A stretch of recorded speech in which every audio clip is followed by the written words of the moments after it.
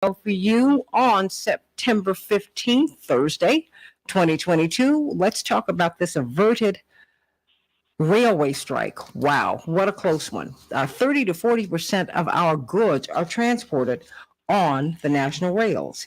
But did you know that our rail workers have not had paid sick leave? They could be fired if they get sick, if they have a spouse that would get sick. And what a disaster that would have been for the Democrats during the midterms, right?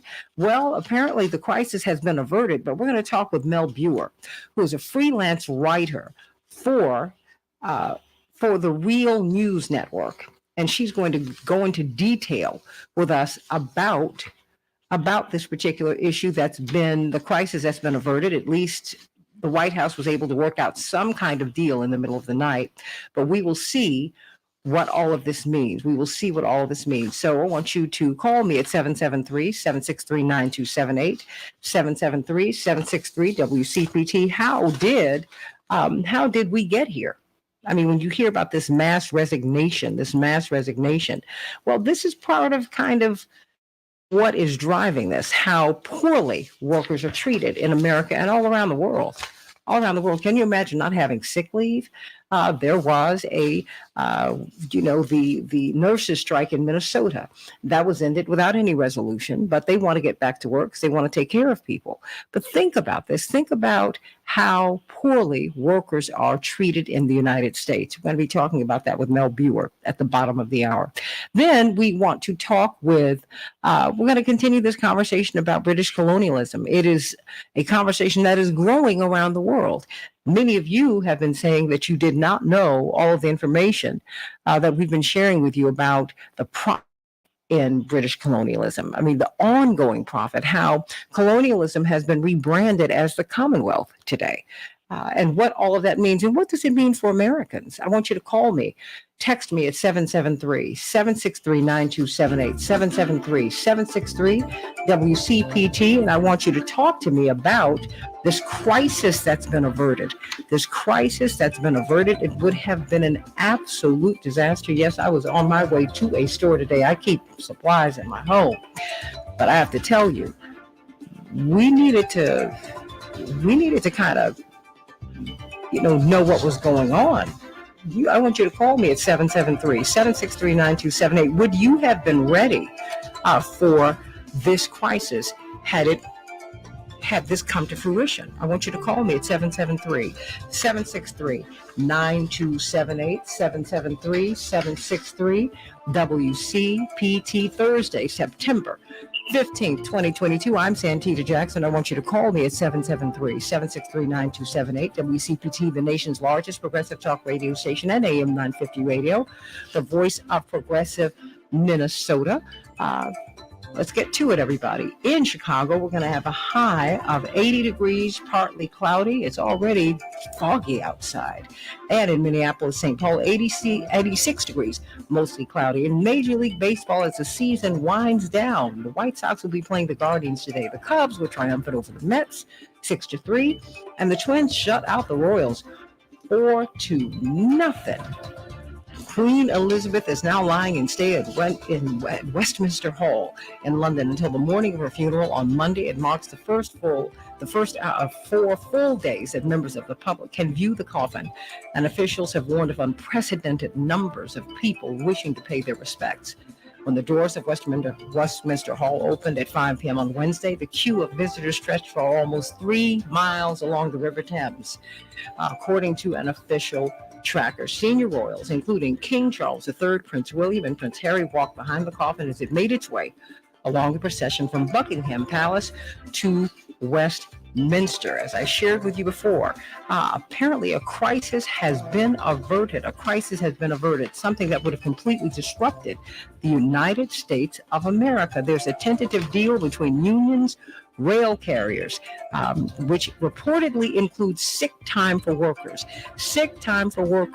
railway workers. All of our rail workers are supposed to be getting better pay, improved working conditions, including paid sick time. They, up till now, have not had paid sick time. If they got sick, if their spouse or partner got sick, if their children got sick and they needed to take time off, they would not get paid for it, or they could risk being fired. According to the Washington Post, the deal announced by the White House early this morning would give rail workers the ability to take off days for medical care without being subject to discipline firing. The Post also noted that workers will receive voluntary assigned days off and a single additional paid day off. They previously did not receive sick days at all. The agreement provides members with the ability to take unpaid days for medical care without being subject to attendance policies. Let's continue to talk about that, everybody. What does that mean? Should we be cheering that? Should they have already had that? Indeed, yesterday, as he stands for workers, Senator Sanders blocked a GOP bill that was going to force these workers into a deal with no sick days. Into a deal.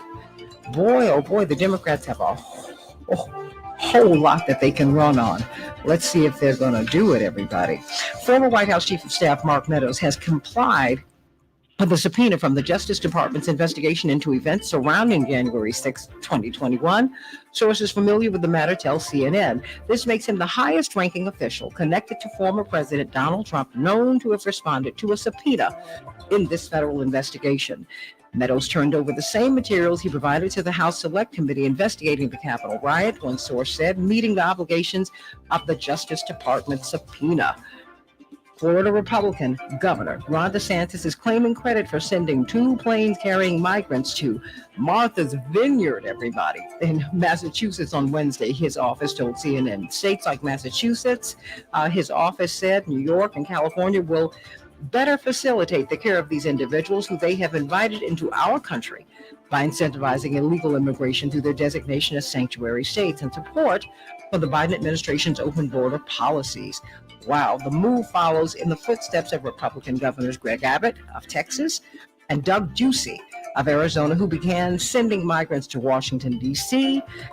Governor Abbott has since expanded his efforts to include Chicago and New York City. Russian President Vladimir Putin and Chinese President Xi are expected to meet face-to-face today for the first time since the Ukrainian invasion. The war began in just several months ago. The meeting is being held at a time when President Putin needs President Xi's help more than ever after a series of recent setbacks in Ukraine. Russia and China's relationship has also strengthened since the beginning of the war, and experts say support from China would be of huge value to President Putin. I want you to call me at 773-763-9278. What do you make of this crisis averted? Did you know that things were so bad? For our rail workers. Did you know that they did not have something as simple as paid sick leave? You can't make this stuff up. I want you to call me at 773-763-9278. Now, we're going to do a little bit of a test here on the Santita Jackson Show. I want to make sure I've got a lovely young woman who's learning how to handle the board here. She has substantial experience in college, but we're training her here at WCPT. So let's get right to it. Let's try to get Jewel, Pastor Darius Brooks up. Pastor Brooks, now, Jewel, I'm going to do something that's a little unusual in radio. I'm bringing you on the air. How you doing, Jewel? Andy? Jewel, you can come on the mic. Hi, good morning. Good morning, dear. Now let's bring up Pastor Brooks. All 3 of us are going to be on together. I want to just make sure that he is there, that we can hear him. Good morning. I can hear you. Can you hear me? Good morning. Now look at Facebook and let's make sure we can hear him. Can you hear me? Yes, I can hear you fine. Okay, now are you looking at Facebook? Yes, I am. Can you hear Pastor Brooks? 1 moment. Hello, Let's see. testing 1, 2, 3. Yep. Yes, he is all right, on the then Facebook we're cooking audio. with hot grease. All right, Pastor Absolutely, Brooks. you're good to go. We are good to go. See, I'm a little unorthodox, but honey, I've been producing radio now for almost 20 years, so I'm used to it all. So let's get right to it. How you doing, Pastor Brooks? Good morning. Pastor Brooks, talk to me. I know just before you get into the good news, very, very, very, very quickly, if you don't, I want to know, how can people come to your church, Grace Central in West Chester, Illinois, and get food? More and more Americans, you see, our rail workers didn't even have paid sick leave. You see, our nurses in Minnesota are looking for what some people would say is a huge increase in their salaries. They don't make a lot of money. A lot of nurses are leaving hospitals. Well, because of vaccine requirements, that's part of the reason. But the other piece is they can actually make so much money in private practice. And with as costly as things are, when you cannot even afford to rent in a city in which you live, why not? People need the money. People need the money. So very quickly, how can we come to Grace Central? What is your address? And when are you serving this food? Grace Central 10216 South Kitchener Street, Westchester, Illinois. We serve every Tuesday from 5 till 7, and we serve on Wednesdays for seniors from 12 till noon. And Santita, we really do it. We really do it. Okay. Grace Central Church 10216 South Kitchener Street, Westchester, Illinois. Every Tuesday from 5 till 7, and every Wednesday from noon till 2 p.m. Fantastic. So let's get right to it. Pastor Brooks, what is the good news today? Santita, I love your program, and I'd like that you bring on a spiritual perspective. It's a natural perspective.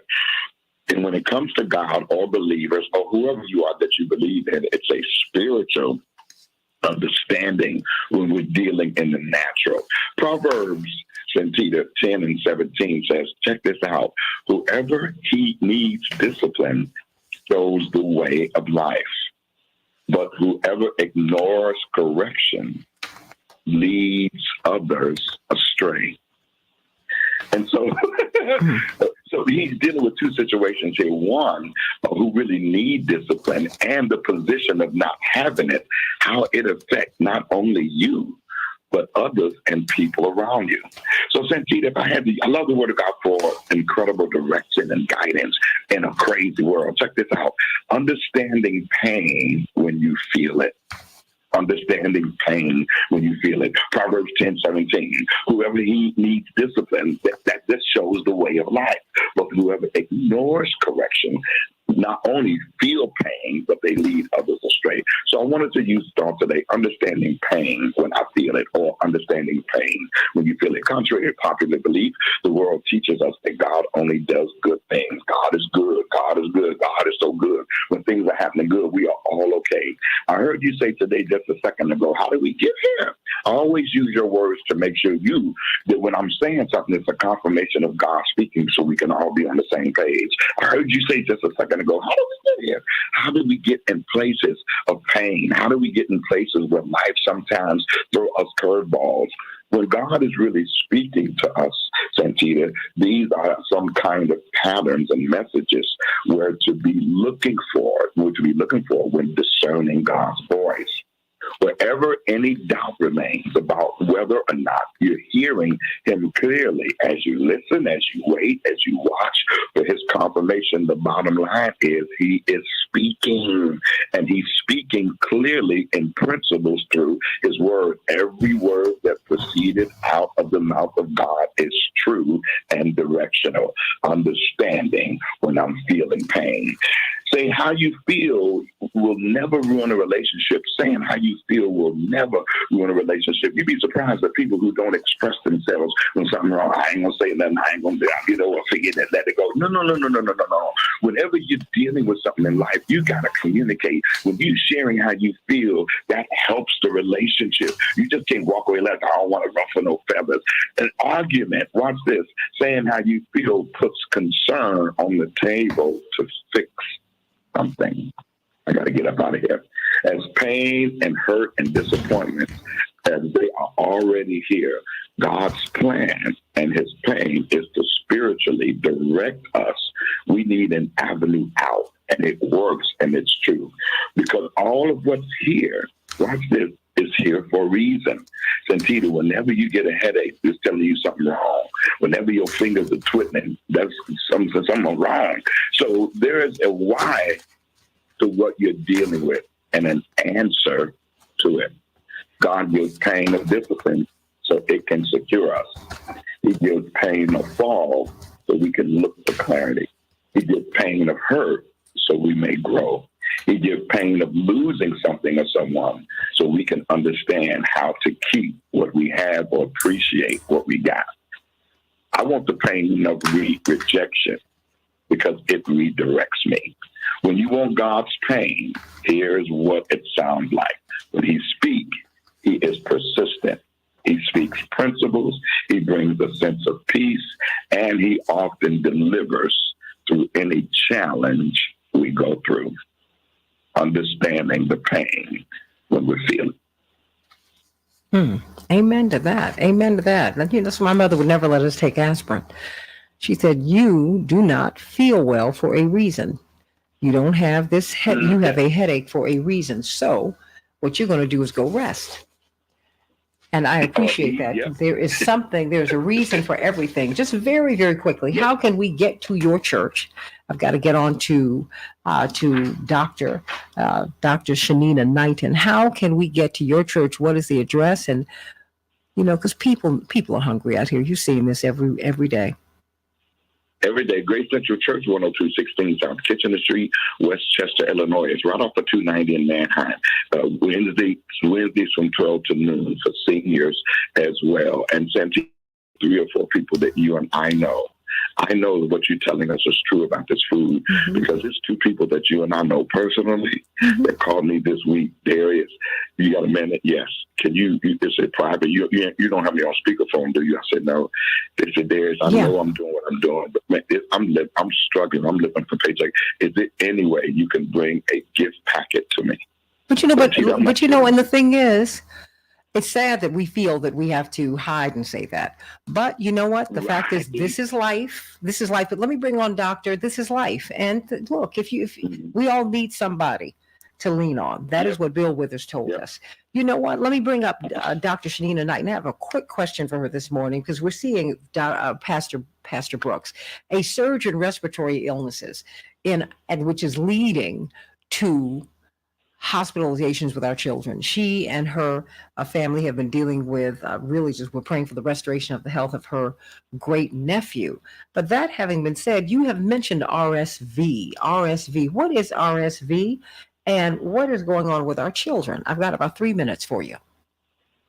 Good morning. So RSV is respiratory syncytial virus. It's a respiratory illness that typically happens in small children, and it happens in older adults.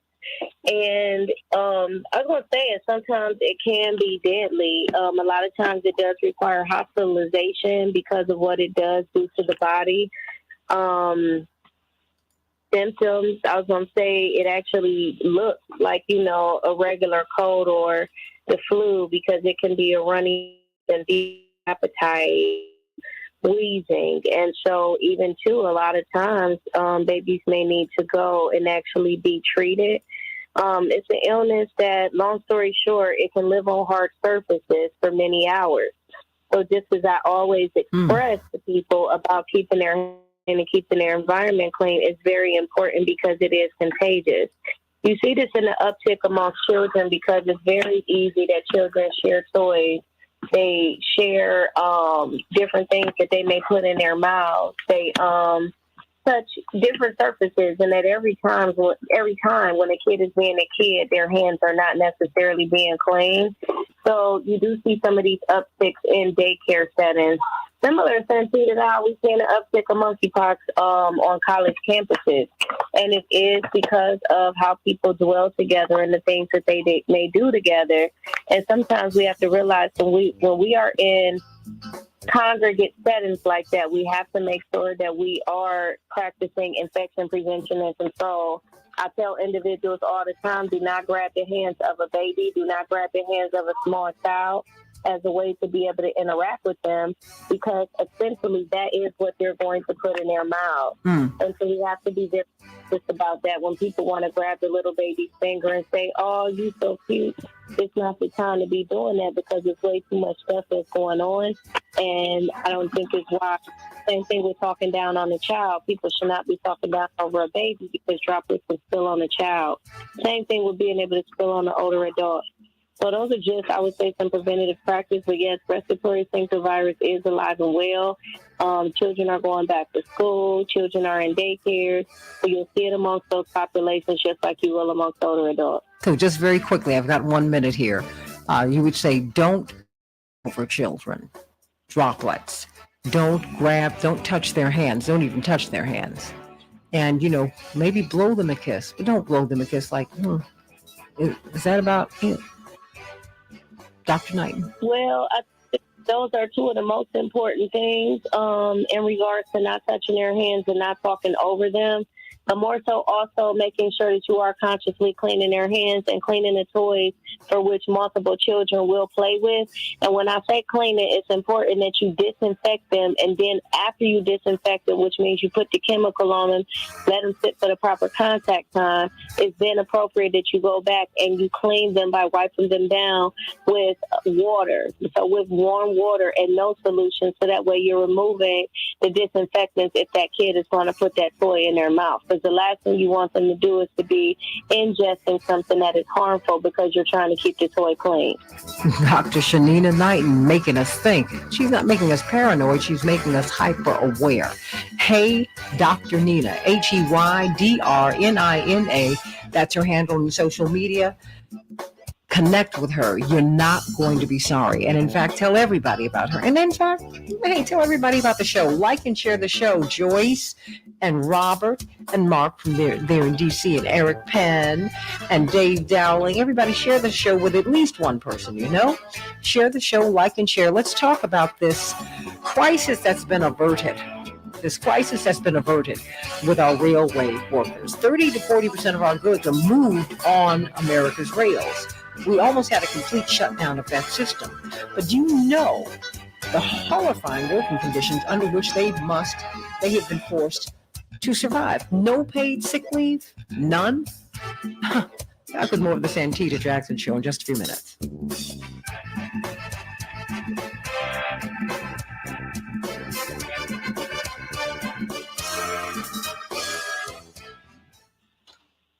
How you doing, Shanina?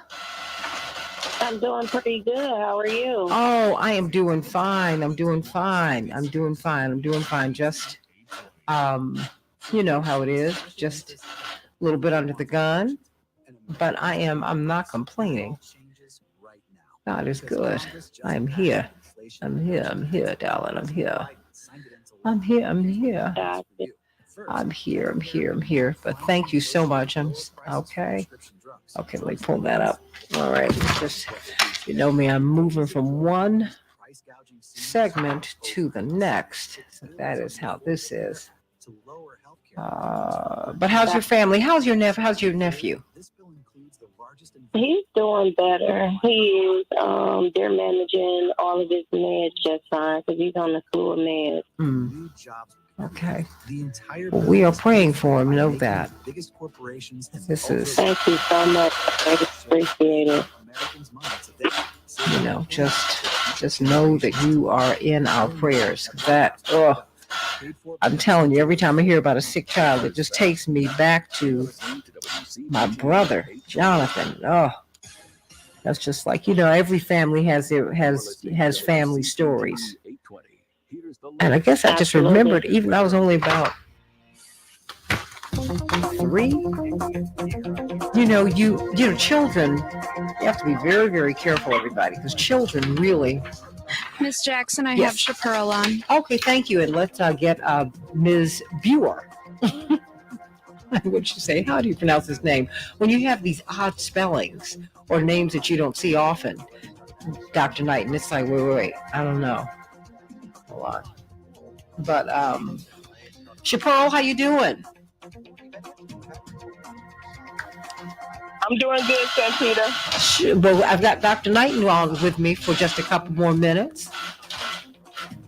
Good morning, Dr. Knighton. Good morning. And she had wanted to ask you about your nephew. So her nephew is improving. Is this Kawasaki syndrome? Is this something that abates over time, or is this a permanent condition with which he must live? So that's the thing. It can have some side effects. Miss Jackson, Yes. this viewer is on. In the Okay. heart. That's like one of the biggest issues. It's not well understood at all. So it is a rare. I'm talking about, we're talking about something that's got less than 20,000 cases per year. Yeah. My daughter had it, Dr. Knighton. My daughter had Kawasaki. Yeah. When she was about 5, she had it. And so she had to do several tests afterwards. Thank God it did not affect the heart, but they caught it very, very early. And I was like, what the heck is this? Where my kids got to get something I don't even know nothing about? Mm-hmm. Yeah. Well, everybody, I need to welcome Ms. Buer onto the show. She is a brilliant journalist from the Real News Network. She's a freelance journalist there.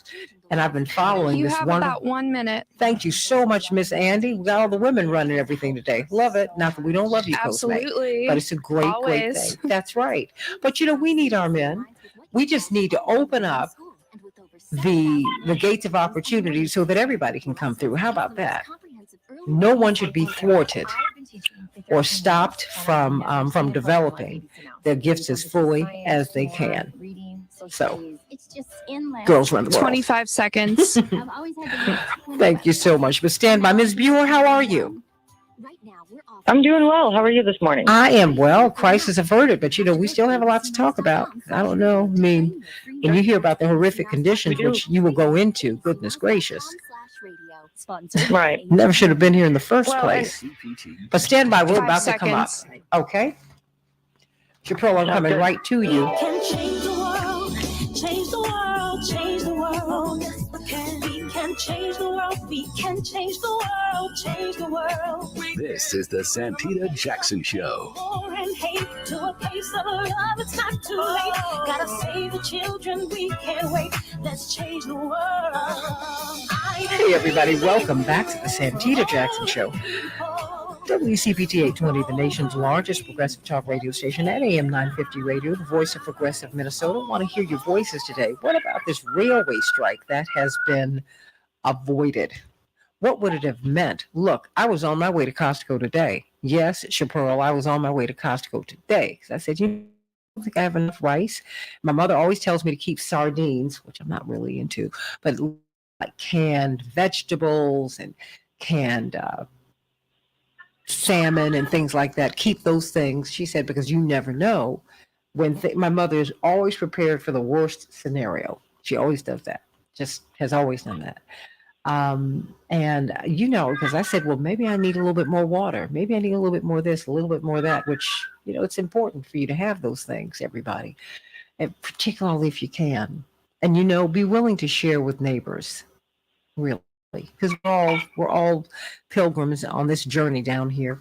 Before we get to Mel Buer, this brilliant freelance journalist from the Real News Network, who's been helping us to really understand what's been going on with these railway workers. Let me go to Chaparral. Chaparral, it's good to hear your voice this morning. Celebrations by us. I cannot wait to get my oxtails. I don't know. I've just fallen in love with oxtails, particularly yours. And now Andre's going to get his oxtails. Andre Parker, my little sweetie. Yes. He's my godbrother. We share a godmother. God rest her soul.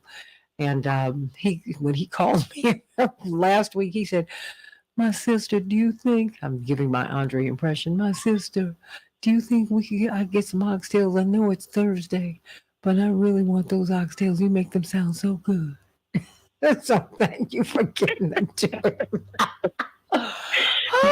I am gonna get Andre his oxtails this weekend. He wants no salt, so we're gonna use some Mrs. Dash with some natural herbs, and we're gonna get it together for Andre. I already got the stuff for it. And so we have been busy, Santita, but I thank God for all the flourishment of the business, and of course you and your audience who have been calling religiously to help us to expand our business. And please give us a call at 708-526-4546. 708-526-4546. We can handle all of your catering as well as also your full decor. We have a wedding this weekend and a wedding next weekend. And so we are busy, but we're still taking orders in the middle of the week. So call us at 708-526-4546, 4546. We look forward to serving you. Thank you so much. Love it, love it, love it, love it, love it. Everybody, we just missed a big one, a national rail shutdown, which has not occurred since the early 1990s, would have had a major economic impact. And just really, practically speaking, it would have impacted how we live from day to day. 30 to 40% of our goods in the United States are moved on the rails. Well, there was almost a strike, but why were the rail workers, knowing how important they are, let's give workers some credit. Workers are very responsible. They know how necessary they are. So when teachers and rail workers and nurses and on and on and on, everybody's frontline in America. The garbage workers are frontline. Everybody is frontline. We pay homage to the military, and we should, but we should pay homage to teachers, to nurses, to doctors, to the janitorial staff, to the rail workers. Everybody is equally important in this society. How did we get here with these rail workers? How did we get here? What happened? No paid sick leave? Really? So when you look at this great resignation that we're looking at in the United States, when we're saying, oh, and I hear all the time, Mel Buer, brilliant journalist that you are, from the Real, freelance journalist from the Real News Network. I hear all the time, oh, people don't want to work. I'm like, are you kidding me? How can you work without paid sick leave? Who does that? And then you get angry with people when they come to work sick. Mel Buer, welcome to the show. Hi, thanks for having me. Thank you. Well, yeah, okay. This morning, just to reiterate, the Washington Post reported, and so did the Secretary of Labor, that after almost 20 hours of negotiations, the rail carriers and the rail unions have reached what is called a tentative agreement. So they have come to an agreement that they now have to send back to their membership to ratify. So this is the sort of interesting piece of this. What happens next with this is there's a couple of weeks of mandated sort of cooling off period. It gives the membership the chance to read through the agreement. They will, have the time to have discussions with their union leadership and amongst themselves at their various locals. And then they will vote. And they will vote to either accept the agreement or reject the agreement. And if they reject the agreement, then a rail shutdown, a strike, may still be possible. But we won't know for the next couple of weeks. The details coming out about this are a little scant right now. We haven't even really received any sort of press releases or any statements from the unions involved in the negotiations. All we are hearing is from the Biden administration, who calls this a victory. For him. All we are hearing from the rail carriers, right? And for the employees. And let me say this, Ms. Buer, I am not slamming the Biden administration at all. I mean, look, I, for political reasons, they absolutely could not afford this. And, quite frankly, Americans couldn't afford it because this is a mess. But when I watched the corporate media today, they're touting this as a win for the Biden administration without telling me what the workers we're needing. Right. Right. And at its core, this is about the workers themselves. The big thing that corporate media likes to do as well is they'll talk about the economic fallout of such a shutdown, right? But what about the years of problems that their overburdened workforce has been dealing with? The conditions on the railroads have been terrible for quite some time, predating COVID. Okay. Mass layoffs, over the last 6 years, they've laid up, the 7 Class 1 railroads have collectively laid off like 30% of their workforce, right? They've made it nearly impossible for trains to operate by bringing crews down from, 5 people a couple of decades ago to just 2 now. And they want to bring it down even more to just 1 crew member on these trains, these miles long trains. Okay. These attendance policies made it impossible for folks to plan for family events, right? Attend funerals, birthday parties, any emergencies with their children, with themselves. They can't go to doctor's appointments because they don't know when they're going to be scheduled. right? Mhm. So all of these things were a major issue. It went well beyond just wages, which have been stagnant for, upwards of 5 years, right? And it went well beyond health insurance benefits, which the unions were attempting to pull the cap off of. So any wage gains that they got would be, eaten up by health insurance premiums. Well, All of this was at stake at the bargaining table. what were they? And, What were they pulling for? Because I have to tell you, when I heard that they did not have paid sick leave, I was stunned. I said, "Who in the 2000s, 20 plus years into the new millennium, doesn't get paid sick leave?" What was on the table for Right. them? What is on the table for them? Because they have yet to vote. Right. Lauren Gurley with the Washington Post has kind of been releasing some details as she's been getting them. And right now, again, we still haven't seen a full tentative agreement released. We would be able to sort of parse out what a potential contract would look like and what would be voted on. They still, I'm assuming, have to write this up and submit it to their membership. But the details right now is that workers receive voluntary assigned days off and a single additional paid day off. And they can take unpaid days for medical care without being subject to attendance policies. So what we're seeing here is that the PEB recommendations, which were already something that many folks in membership had seen as, a potential move forward with this contract, is essentially what has been accepted. The only small movement is, okay, workers can take unpaid days off for medical care, which is not what they asked for. So, I don't want to make any predictions without spending more time over the coming weeks kind of gauging the temperature of these rank and file workers. But it doesn't sound like much movement was made. And I don't know that much of the membership is going to consider this a victory, right? We may see. Again, it's up to the unions to decide if this was a good enough contract. It's up to the membership. They're the ones who vote on this, right?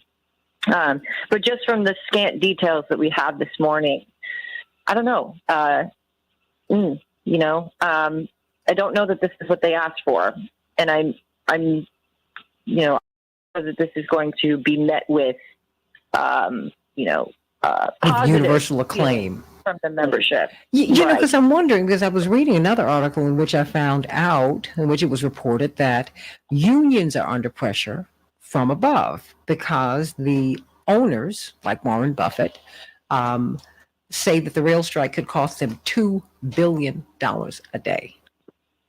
And heaven knows. So talk to me about that. Is that true? Yeah, sorry to cut you off there. No. Well, yes. A potential rail shutdown could potentially cost the economy $2 billion a day.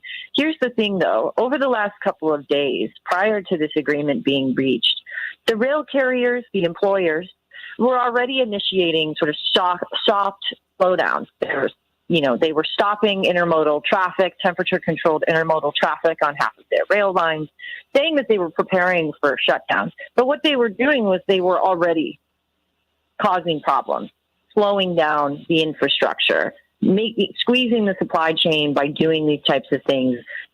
Starting a lockout, calling it, call it what you will. It was the beginnings of a lockout of these workers. As a way to try to pressure Congress to move forward on either drafting back to work legislation, which was introduced by GOP senators a couple of days ago, you know what I mean?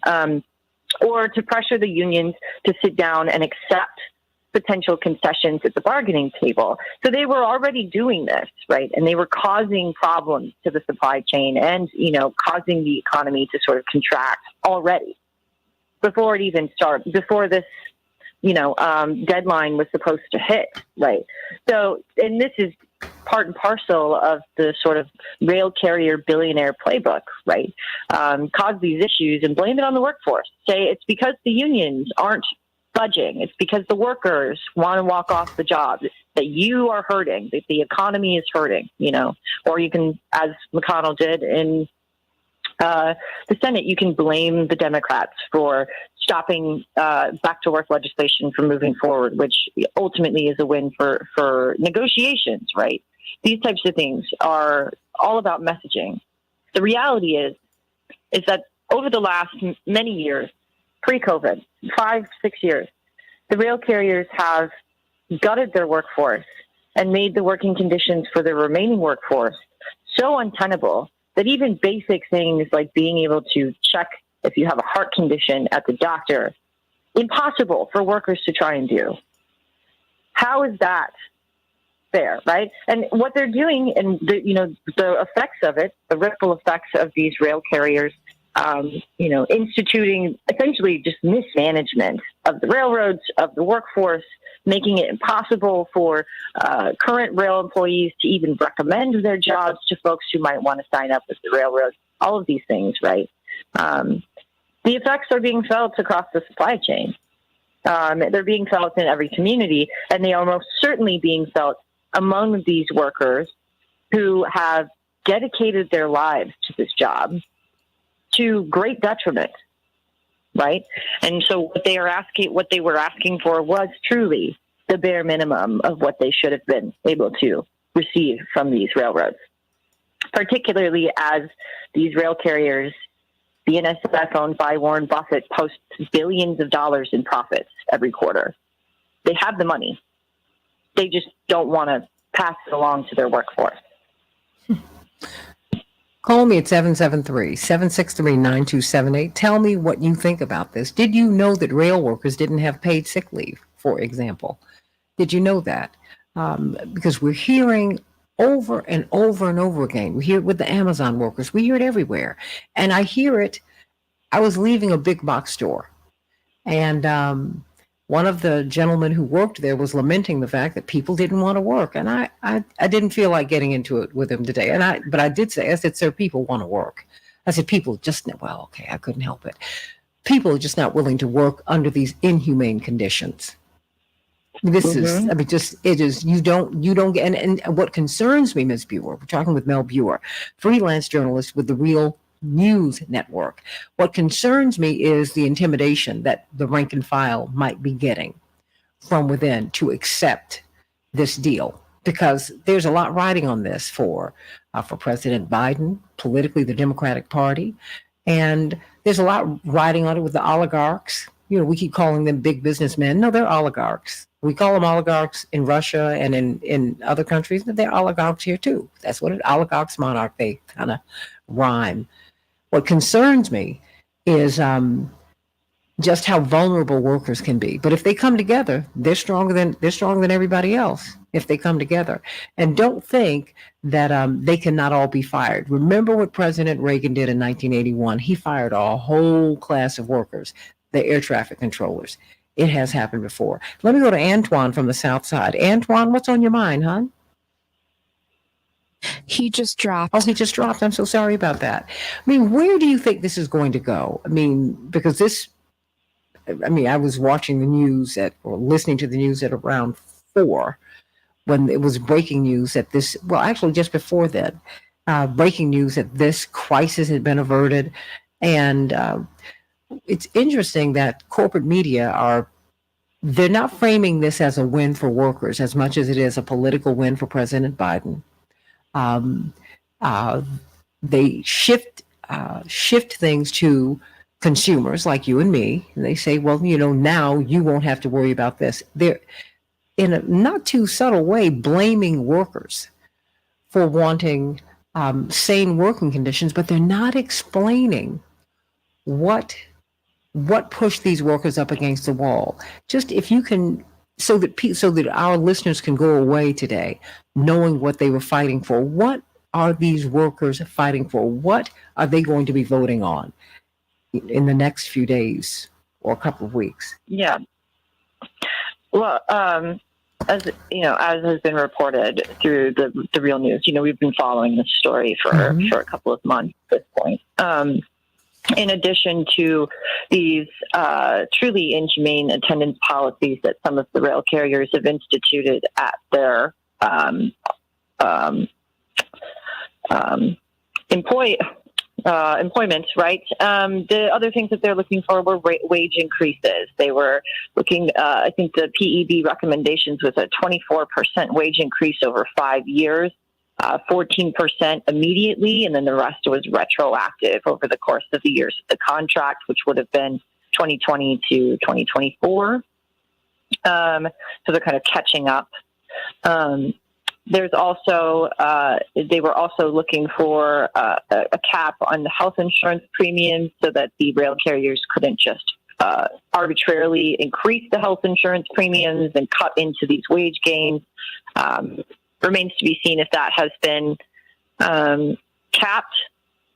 My assumption is, according, if we listen to Biden and the way that he's kind of given statements about this, then likely they've done something to sort of head that off with the health insurance premiums. And then again, yes, the sick time, paid sick time has been really the kind of the sticking point with the two unions that were still engaged in negotiations, which collectively represent about 60,000 of the 115,000 rail workers. And, really it's the attendance policies that are causing problems, right? And so if this agreement doesn't adequately address those quality of life, work-life balance issues that have been front and center in this entire negotiation process, then, what happens next? The membership, I don't know, is going to be satisfied with that. Again, each member gets a vote. They can vote to ratify or they can vote to reject. And, as far as intimidation from leadership, I don't necessarily see that happening.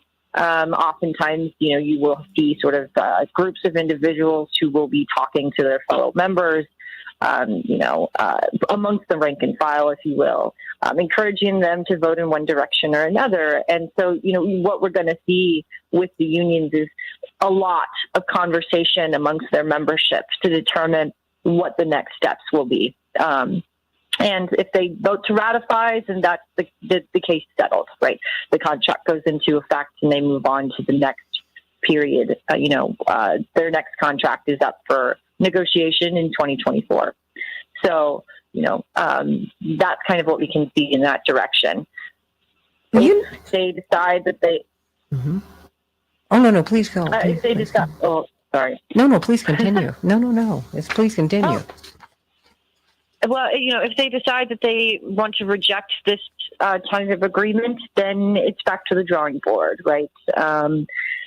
We may see the workforce withholding their labor. We may see that this ramps up again in the next couple of weeks if the membership decides to reject this tentative agreement.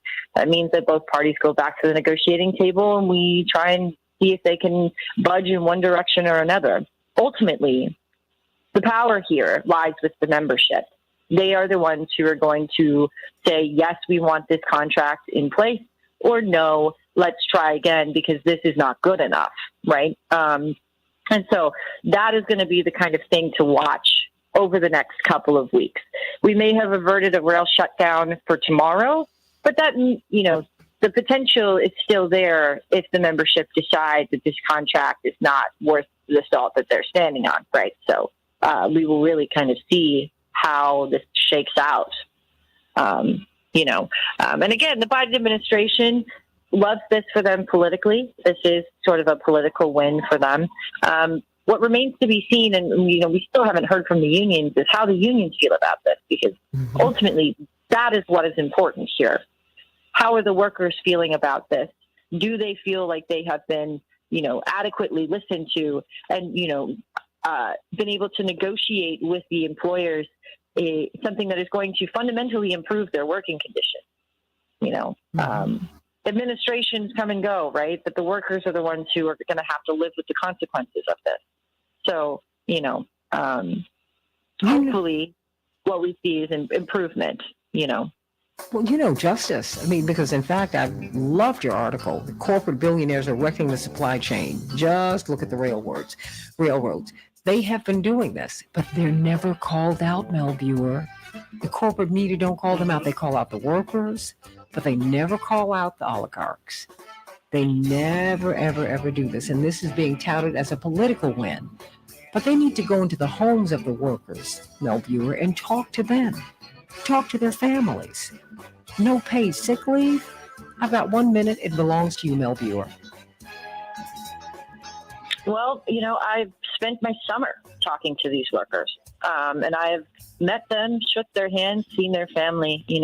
These are hardworking men and women who are just brilliant, right? And to a person, each person cares deeply about their job. They care deeply about the work that they do. They understand how vital it is to keeping the economy moving. And at the bottom line, they want to be treated like the human beings that they are. And these employers refuse to give them that respect. And so they're going to make them see that and make them respect them, right? And that's what we've been seeing. These are strong, fantastic people. I am honored to be able to share their stories, and I hope that I can continue to have that privilege, and hopefully in the coming days, we will hear from them and we will know what they think, and we will see what happens next. Mel Buer, everybody, freelance journalist with the Real News Network. And this is the Real News. And I want to thank you, Mel Buer, for the work that you have done and the work that you are doing. Consider yourself a family member here. Come back to the show. I appreciate it. Seriously, because after the vote, I want to talk with you. And I'd like to bring with you a couple of workers on, or at least a worker on, to talk about what they're fighting for. Maybe we can do that next week anyway. Okay, deal? Sure. Let's do that. Let's talk with them about what they're fighting for. Let's do that. Mel Buer, everybody. These are the kind of journalists that we need. Journalists who tell your stories, tell our stories. Let's talk about Queen Elizabeth, everybody. She's not this benign figure. I know we've been talking about it all week, but colonialism has been rebranded the Commonwealth 2.0. Back with more of the Santita Jackson Show in just a few minutes. Mel Buer, thank you so much for being with us today. Yeah, no problem. And Thanks for having me on. Oh, are you serious? I want you to come back. Please. Did I lose you? Oh, no, I'm still here. Can you hear me? Might have. Oh, no, you should still be there. Can you hear me? Mel Buer, can you hear me? Hello? What happened here? I want to hear her. Oh, she dropped, Miss Jackson. Okay, because she was saying that she couldn't hear me. Okay. She just dropped. It might have been on accident, maybe. Okay, no, she said that she couldn't hear me. I was trying to talk to her. She was trying to talk to me, and she said she could. And she said, okay, she thought she'd been dropped. Okay. Okay. So let's just let's be mindful of that, because I like to talk a little bit with people before I go. And I'm giving you all these things as we're going on in real time, just so that you can know how I do. Okay. So you can learn the show. Okay. Yep. I'm gonna let you go because I gotta call the other guests. No worries. But yes, I'll keep that in mind. Okay.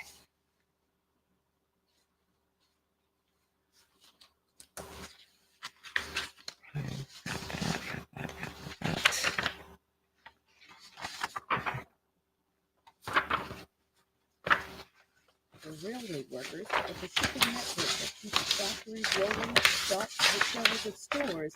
This is the U.S. together as an economic power. President Biden's statement says the rail workers would get better pay under the tentative deal, better working conditions. Okay, everybody. Hey, like and share the show. Like and share the show. Like and share. If you get in line to pay your respects to Queen Elizabeth in London, you'll wait for hours, and the line is growing. The AP's Charles de Ledesma is there. Standing in line to see the Queen's coffin as it lies in state in London is proving a test of patience and stamina for thousands of people. The line's grown to about 3.5 miles long on the south bank of the River Thames to Tower Bridge. Authorities warn those planning to come, you'll need to stand for many hours, possibly overnight, with very little opportunity to sit down as the queue keeps moving. The venue is to stay open 24 hours a day until just before dawn on Monday, the day of the Queen's state funeral.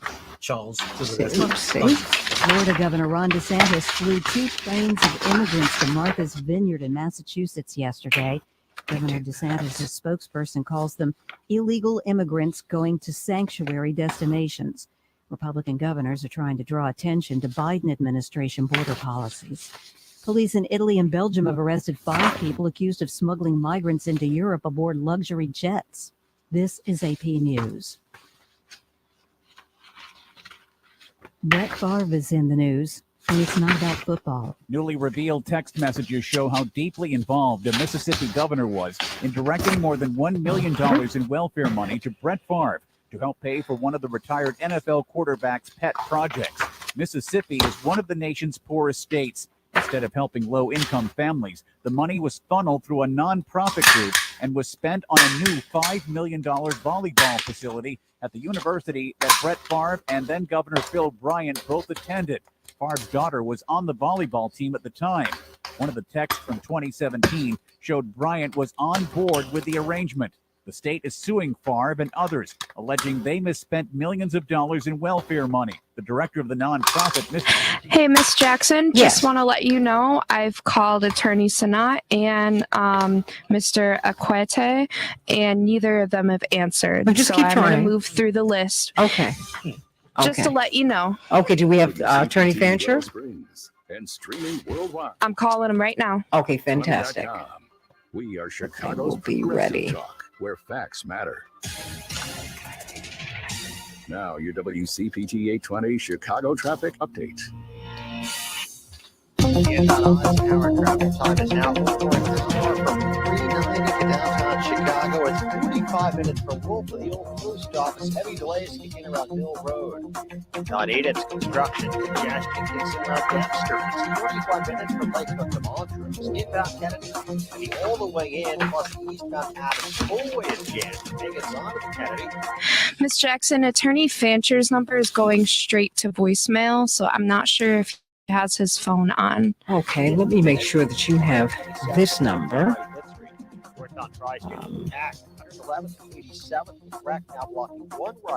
So for Fancher, I have 734. No. We're on Facebook Live. Hold on, honey. Let me send this to you. Staples Print and Okay. Marketing Services help small businesses create bold signs to make big And anyone impressions. could have Right now, get forgotten always that, off so custom don't printed worry signs, about banners, and that. posters when you spend. My bad. Sorry about No, that. don't worry about it. Visit Don't worry about it. Staples.com/. This is your sign for details. This is your sign to print big and Use Staples. this because I just want to make sure. I'm going to send you this.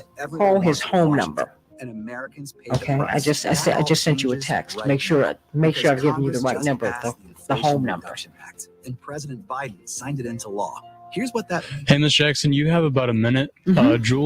Jules gonna keep trying for the guests, but for maybe the first 5 minutes of the segment, you might have to just do it on your own. Well, we will already have. This is we're at 7:06. We're at 7:05 now. So we have about 40 seconds right now. No, I understand that. So what we will do, just get in my ear when you get at least one of them. But they are. Yeah, that's what we're gonna do. But I've Joel, in the meantime, is gonna keep trying. But yeah, just to let you know, you have about 30 seconds. No, So I'm looking. I've got that government clock up. Thanks so much. yeah, I know. I just want to make sure you know. No. I'm going to respond to you as I respond, okay? All right, so let's get going, everybody. Hey, call me at 773-763-9227. Excuse me, 773-763-9278. 773-763-9278. Okay, let's get right to it. We can change the world, change the world, change the world. Yes, we can. We can change the world, we can change the world, change the world. You all can get in my ear and let me know who you have. War and hate to a place of love, it's not too late. Gotta save the children, we can't wait. Let's change the world. I am breathing. Hey, everybody, welcome back to the Santita Jackson Show. Thursday, September 15th, 2022. I'm Santita Jackson, coming to you from WCPT 820, the nation's largest progressive talk radio station and AM 950 radio, the voice of progressive Minnesota. I see you, Matt.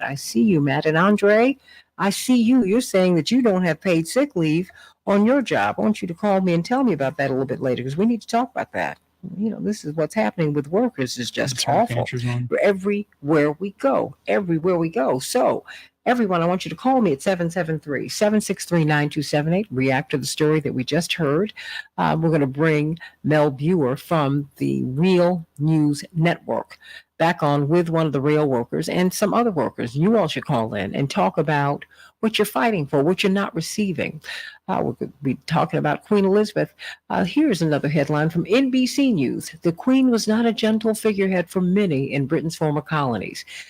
Britain's former colonies, more than 2.5 billion people who are in the Commonwealth today, have some very interesting things to say. And people who were colonized don't feel great about British colonialization. And more of these countries want to leave the Commonwealth. And we need to talk about that. We need to talk about that, talk about why, talk about the financial arrangements. And we've been looking to get you educated about what this is. I mean, I've been looking at this wonderful book, Who Owns the World? And the wealthiest person on earth has been Queen Elizabeth. She has controlled 1/6 of the land mass on earth. And I mean, that means the water too. Think about that. Think about it. Think about it. Worth trillions, not billions of dollars, trillions. What about that 105 carat Indian diamond that the people of India want back? The Prime Minister of India is not going to push for that because he is a right-wing politician who would be a royalist. He would be someone who would sign on to the monarchy. But the people, well, they want their stuff back. So think about that, everybody. Call me at 773-763-9278. In Chicago, we're going to have a high of 80 degrees, partly cloudy. Minneapolis, St. Paul, 86 degrees, mostly cloudy. In Major League Baseball, the White Sox will be facing off against the Guardians.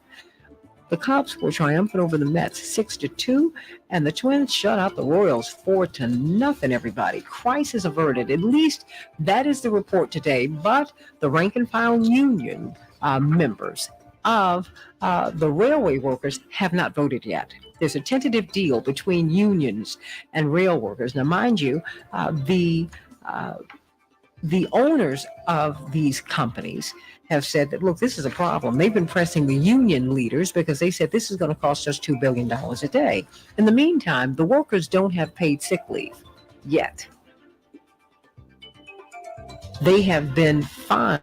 They have been fired. There have been mass layoffs, on and on and on and on and on. So the Washington Post reports that the deal announced by the White House Thursday could give rail workers the ability to take off days for medical care without being subject to discipline, which means just being fired. Initial statements from the White House and rail companies did not mention sick time. No one's really talking about how the rank and file feel. We're hearing from the White House. We're hearing from the rail companies. What about the workers? Workers will receive voluntary assigned days off and a single additional paid day off. These are things that workers should have anyway. Should we be celebrating this? Well, it's a tentative deal that's been reached. We will see how they vote on it. And we're going to continue to watch this. Indeed, the GOP was still at it. Senator Bernie Sanders had to block a GOP bill to force the rail workers with no sick days. No sick days. So that's what they've been trying to push for. So continue to please reach out to Ni Akwete because we want him back on today. Thank you very much. Queen Elizabeth is now lying in state at Westminster Hall in London until the morning of her funeral on Monday. It marks the first of 4 full days that members of the public can view her coffin. And officials have warned of unprecedented numbers of people wishing to pay their respects. When the doors of Westminster Hall opened at 5 yesterday, the queue stretched for almost 3 miles along the River Thames. If you've been to London, the River Thames, that's it. It's just, if you can imagine stretching along the lake heading up to, just the whole lakefront of Chicago. It's amazing. It's amazing, everybody. Senior royals, including King Charles III, Prince William, and Prince Harry, walked behind the coffin as it made its way along the procession route from Buckingham Palace to Westminster.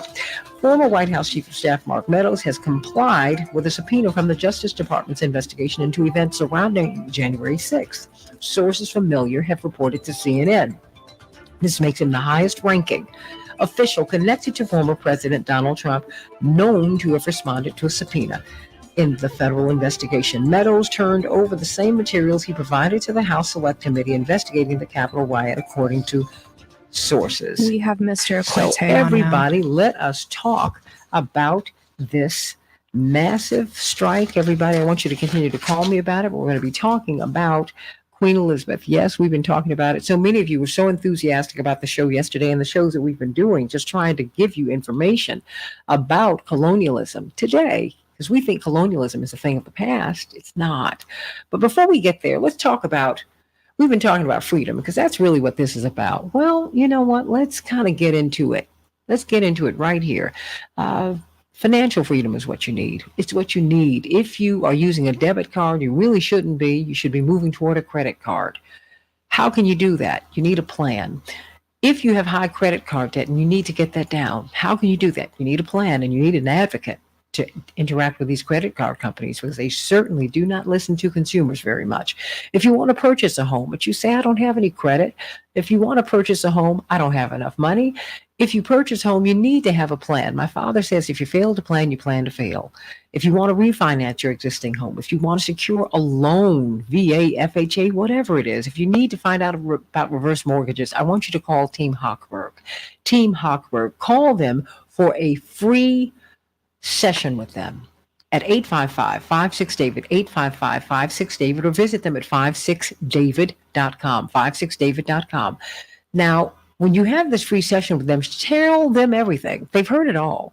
Then they can come back to you, having constructed a program that you can work with them and follow, so that you can bring down your credit card debt, so that you can build up your credit, so that you can be on the road to financial freedom. It happened for Tom and Sonia, 2 kids, 17 credit cards, $100,000 in credit card debt. It can happen to anyone, everybody, because we're using our credit cards to buy groceries. So they reached out to Team Hochberg. They got this free consultation, and they were able to secure a loan with the advocacy of Team Hochberg. And they were able to work out a plan with the credit card companies because of Team Hochberg, because of Team Hochberg's advocacy. And they worked out a plan to pay off their 17 credit cards, and they reduced their monthly payments by over $2,800. Sound familiar? I'm sure it does. And it could be, this could happen to you. So call Team Hochberg at 855-56-DAVID, 855-56-DAVID, or visit them at 56david.com, 56david.com. Get on the road to financial freedom. It's yours. It's yours. Everybody, let us talk about, let's talk about Queen Elizabeth. We've been talking about her all week. Well, it's what is going to happen on Monday is what many people are saying will be the most watched television event in the history of the world. Indeed, there's a very interesting HBO documentary that calls her the queen of the world. Well, no wonder. She's the wealthiest person. She has been the wealthiest person in the world. Not Warren Buffett, not Bill Gates, not Slim from Mexico. No, not Jeff Bezos. No, even though Jeff Bezos, they said, was on track to be, is on track to become a trillionaire. She's already there. The largest landowner on earth is Queen Elizabeth. The largest landowner on earth. She owns all of the land in Canada, for example. When you have the Commonwealth, that's kind of the deal here. So we need to talk about that. The Commonwealth system, colonialism, is not a benign system. It's a system in which kings and queens, because we try to figure out, like, what are their jobs?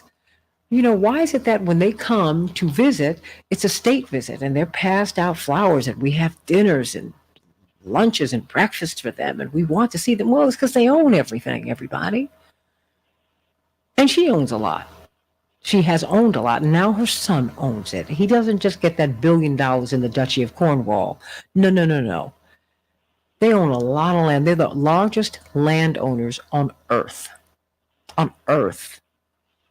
So according to this NBC headline, and even they don't tell the whole story, the Queen was not a gentle figurehead for many in Britain's former colonies. And that is part of the reason that when the Indians are saying, I want my diamond back, this 105-carat diamond that our royal family used to have, and they passed it down from through their lineage. But you all came in, colonized us, and you took it from us. And now you won't give it back.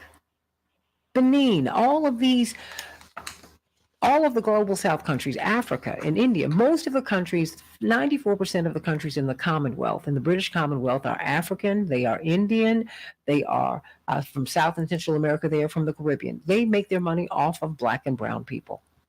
So, and we need to tell that story. So let us talk with this tremendous panel today. The professor who has been presiding over us all week from George Washington University, formerly of Trans-Africa. Indeed, there is really no greater Africanist advocate for Africa on the planet than Ni Akwete. And this, we are so excited to have you return to be with us. The head of the Haitian American Lawyers Association of Illinois, brilliant young attorney, Anastasia Knott, my soror too, love it. And then, of course, attorney Mark Fancher. Attorney Mark Fancher, it's always a joy to have you. I urge you, everybody, to Mark Fancher's book. It is fantastic. We haven't talked about it enough. The Negroes of Friends Village. The Negroes of Friends Village. I urge you to get that book. Go on Amazon and pick it up. It's really quite stirring. He's a brilliant writer. Okay, I want you to set the table for us, Ni Akwete. The Queen was not a gentle figurehead for many in Britain's former colonies. And here's another headline for some Irish people. Queen Elizabeth's legacy is complicated. Indeed, you have the Republic of Ireland and you have Northern Ireland. And they have very, very different views of the monarchy. And what do you think about this? She was not a gentle figurehead. Would you agree with that assessment, Ni Akwete? I would, because she was the head. Formerly, she was commander-in-chief. She wore military uniforms. And that was not because during the Second World War, she actually served as a driving military vehicle in Great Britain. Okay?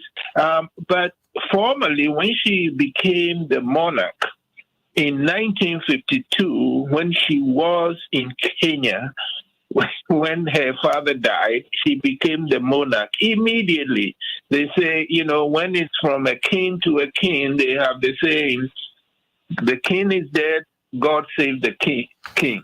I'm sure that a week ago today, when she passed away in Scotland, the first thing said was, the Queen is dead, long live the King. So there is not even a second transition. So in 1 second, in 1952, she became the commander-in-chief of the British Armed Forces. Everybody, first of all, good morning, and I'm so sorry, I'm so fired up that I'm forgetting my manners. I'm so happy to be on. Thanks for inviting me. And you have not forgotten your manners. Thanks for forgiving me. I also learned a lot from participating from my fellow guests and from our esteemed host, okay? So I'm learning a lot. Even the extent of her ownership, I wasn't all up on it. But the thing that it made jump straight to my head was people should ask. As you mentioned, there's Mr. Salim, there is Jeff Bezos, there are other rich people. They don't compare to her. So the first question to ask about her is, how did she make her money? How did she get all this wealth? And my point is, it was acquired at the point of a gun. At the point of guns, it was done by violence. Okay, there's no. I was born in Africa. There's no African country that sent a delegation to Great Britain and say, "Come and take over our country." Okay, and I will also tell you, I'm so glad that you mentioned Northern Ireland. I live in Washington now. Washington has been my home ever since I've been in the United States, almost 50 years ago. I took a trip from Washington to New York on the train. The gentleman that sat next to me and we struck up a conversation said, I am Welsh. And she was more anti-British than I am. He's Welsh. So he said, look, we have grievances against the English. The Irish do.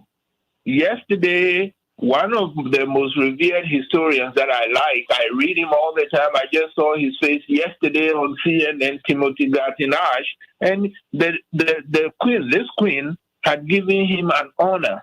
And so he was saying basically very nice things, but he said, I am worried because the next crisis is that the Scottish are going to leave.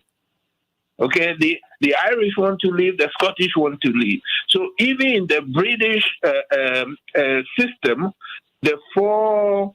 Say Great Britain itself. I don't know what to call it. Great Britain Yes, itself, that Brit- conglomeration is yes. under threat too, you're saying. It is under threat because the Northern Irish, they want to join the rest of Ireland. The Scottish want to leave. And as I'm saying, there are some people who Wales that say, no, we don't want this. But okay, they are a collection of very closely related people and they have their quarrel. My point is, then look at New Zealand, look at Australia, and of course, reflect back on the country we are in now, the United States. The United States fought 2 wars on this continent against the British. So this wealth that this woman owned, that inherited, and she's passing it on to her son, was acquired through the military, through violence, through killing people, through taking over people, committing genocide, and say, this now belongs to us. I heard a statistic yesterday. When you go to New Zealand now, the Maoris, who are the original people, they are only 17%. Okay? This is what the British Empire was all about. You send your military and you go around the world and you kill people and you take over their property. We've been talking all week about this giant diamond from India. But the land that they took, I'm so glad you are focusing on the land. And the other point I just want to make and then land it there is, of course, I was watching a bit of the TV of all the pomp and ceremony about her burial, and we have said all week, and I want to say it again, she led a remarkable life. 96 is nothing to sniff about. And secondly, the way she carried out her job, I admired. I wish people on our side will take their jobs that seriously and serve the system that we want to use to bring justice to our situation and to the world. I want our leaders to be that dedicated. So I give her marks for being dedicated to the job. But what the system that she served went around grabbing people's wealth, and they use it at the point of a gun. Let me say it again. And last night, maybe it was this morning because of the time difference, when they moved her body from Buckingham Palace, is now in Westminster, and of course her son, the new king, and his children, and the royal family, they marched behind the coffin to take their mother's body to Westminster. The point that I want to underline is, everybody, please watch some of it live just to know how this is being done. And you can also watch videos. All of them are in military uniforms. They are all in military uniforms. The Queen herself, when she was alive, she would wear military uniforms. So this we are talking, of course, there is all this question. Dr. King turned us onto the issue of militarism. There is no more militarized system and country than Great Britain, and they've been doing this for 1,000 years. They will tell you they can count back from Queen Elizabeth back to a string of kings and queens for 1,000 years. Each of them was a military leader, where they will fight. Sometimes brother is fighting brother, father is fighting son, sister is fighting sister, but it is a very militarized society. And I'm saying to you, less than a day ago, today, if you watch, her son is in uniform, her grandchildren are all in military. So I'm saying they use violence to take all this wealth. Don't let anybody tell you different. So apart from the fact that she's extremely wealthy, Okay. Sometimes I say, look, I don't begrudge people who are wealthy through their creativity. If they write great books, if they give us amazing songs, okay, if they write great plays, more power to you. But when you send your military around the world, killing and pillaging and supervising and taking the wealth of people, particularly people of color, and wiping them out and bringing people from your country and especially Australia, they empty the British prisons so that they can go and settle people in prison in Australia. I mean, the history of the British Empire is very ugly. Now, we must use the passing of this queen to interrogate that history because the biggest reason we need to do this because it explains the bad, the difficult conditions we have today.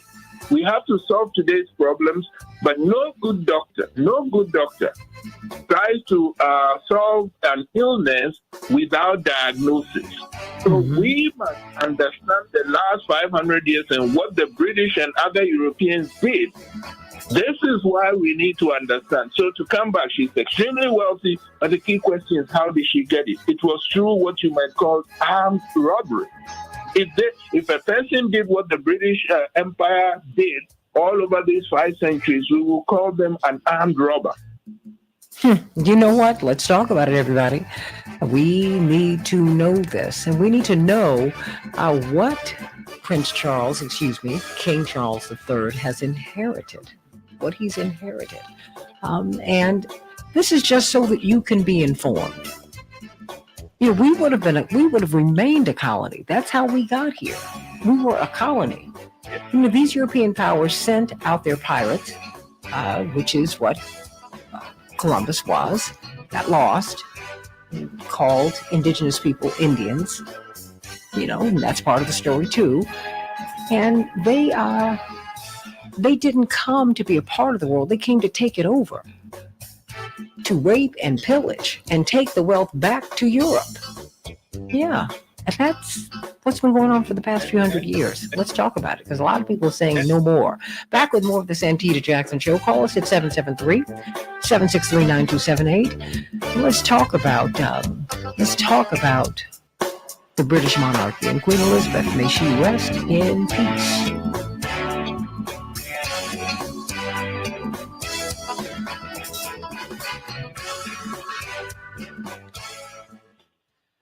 Okay, Nia Quete, I want you, you met attorney Anastasia Sanat from the Haitian American Lawyers Association. She's the president of their Illinois chapter. And we've got attorney Mark Fancher, who is a brilliant. Everything. I'm sorry? In Illinois, help is on the way. That's my mistake. And we've got attorney Mark Fancher, brilliant lawyer. And you got to get his book, The House of Negroes, the Negroes of Friends Village. So we still have to talk about that, Mark, because I have some questions for you about your book. It's great. Hello, my brothers. Good morning. It's my pleasure to meet you. The pleasure is all mine. Good morning. You know, what we've been trying to do, Mark and Anastasia, this week is really really wanted us to understand what we've been looking at, right? You know, because I get the sense that we don't, because it's not explained. Ms. Jackson, Dr. Wolf is on the line. Okay, fantastic. Dr. Max Wolf? Yes, ma'am. Good morning. How are you? Dr. Jackson. No, far from it. We've got Nia Quete, who met him years ago when he was with TransAfrica. He has been teaching at George Washington University. Brilliant Africanist, a real advocate for Africa, someone who really absolutely understands the politics, socially, politically, culturally, economically. We've got attorney Mark Fancher. We're going to hear from him just after we get back. And attorney Anastasia Sanat. Anastasia Sanat is the president of the Haitian American Lawyers Association of Illinois. Both of them are brilliant lawyers. I've always, I kind of met Mark the way I met you. Today, starting around I Lincoln read Avenue your in 29 writings minutes and then I from reached Memphis out to you. Outpost. And I read High to his town. writings and then Hour and 4 I minutes, reached out to 390 him. to downtown, 51 So minutes just for Wolf. There's a crash everybody at keep 25th writing in the left because I lane. was so impressed. Stevenson, 54 And minutes from you remember that, Memphis Mark? Because I Memorial had you to come Cobble in to Drive do and Reverend's Oh yeah, old television Ryan from show. 95th to downtown. You said, yeah. I I think was it like, was you're in on the Michigan. occasion of. I'm Telemonte. Yeah, it was on the occasion of the kidnapping of Aristide, I believe. Yes. Today with a high in the And I said, you're going to drive in from Michigan? Really? hour. For tonight, This partly is so cloudy and a exciting. near 62. And my father said, who is that? Sunshine high of 85 In a good way. degrees. Then on Saturday, mostly In a- sunny skies. well, my father You all were loves. gracious enough to fly me in. Well, you know, honey, you know, we did the best that we could, but you Sunshine came on high of in 83 and you were great. And he was so impressed. You know, it just you never know where you're going to see these gems, these jewels, and you all just people just keep popping up every day, blessing us. And he felt the same way about Max when he met him. He was like, "Who is that?" Huh. Be quiet, Max. Don't you say anything. Meant it in a good way. This guy's brilliant. So we're going to get right to it, everybody. But I'm glad that you all are here. But Max is a brilliant economist. And, you know, you might know his father, Dr. Richard Wolff, a brilliant economist. This is his son. And his son is at least as brilliant. At least as brilliant. Special VIP tickets. It runs in the family. Stephanie Miller's sexy liberal. Runs in the Hello. family. Possibility, I guess. My advantage. Presented by WCPT 820 Oh my goodness! Well, I'm gonna get to everybody, but this You is have great. about 35 seconds. Thank you, Miss Andy. I may have to run off around 9 my time. If that's okay with you, about 45 minutes. That is perfectly fine. Perfectly fine. Panamera. Stand by. 11, and the fully electric Taycan. Coming 15 up, seconds. everybody. Okay, thank you, Miss Andy. Stopping for a test drive Great at the show, Porsche Exchange Miss in Andy. Highland Park. You know, Visit this is how you learn. Porsche.com. The When number everything 4, goes what nuts. Porsche.com. You're listening to good Well, thing. thank you. It helps to have a good host, you know? Oh, bless your heart.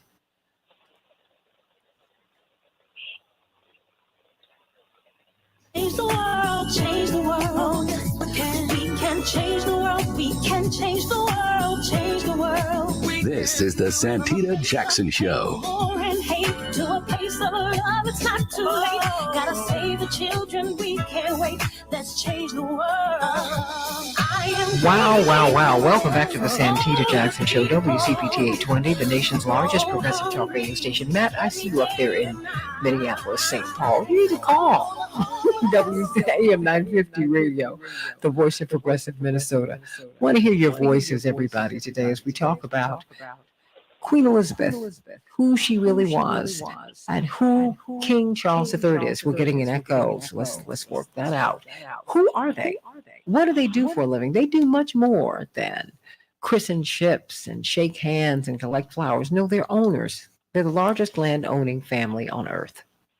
You need to know that. And it's not owned by the crown. I had to discuss that with a friend of mine. He said, "Oh, no, the crown owns it." I said, No. Talk to any Irish Republican. They will tell you, no. She owns this. And we don't want to be owned by her.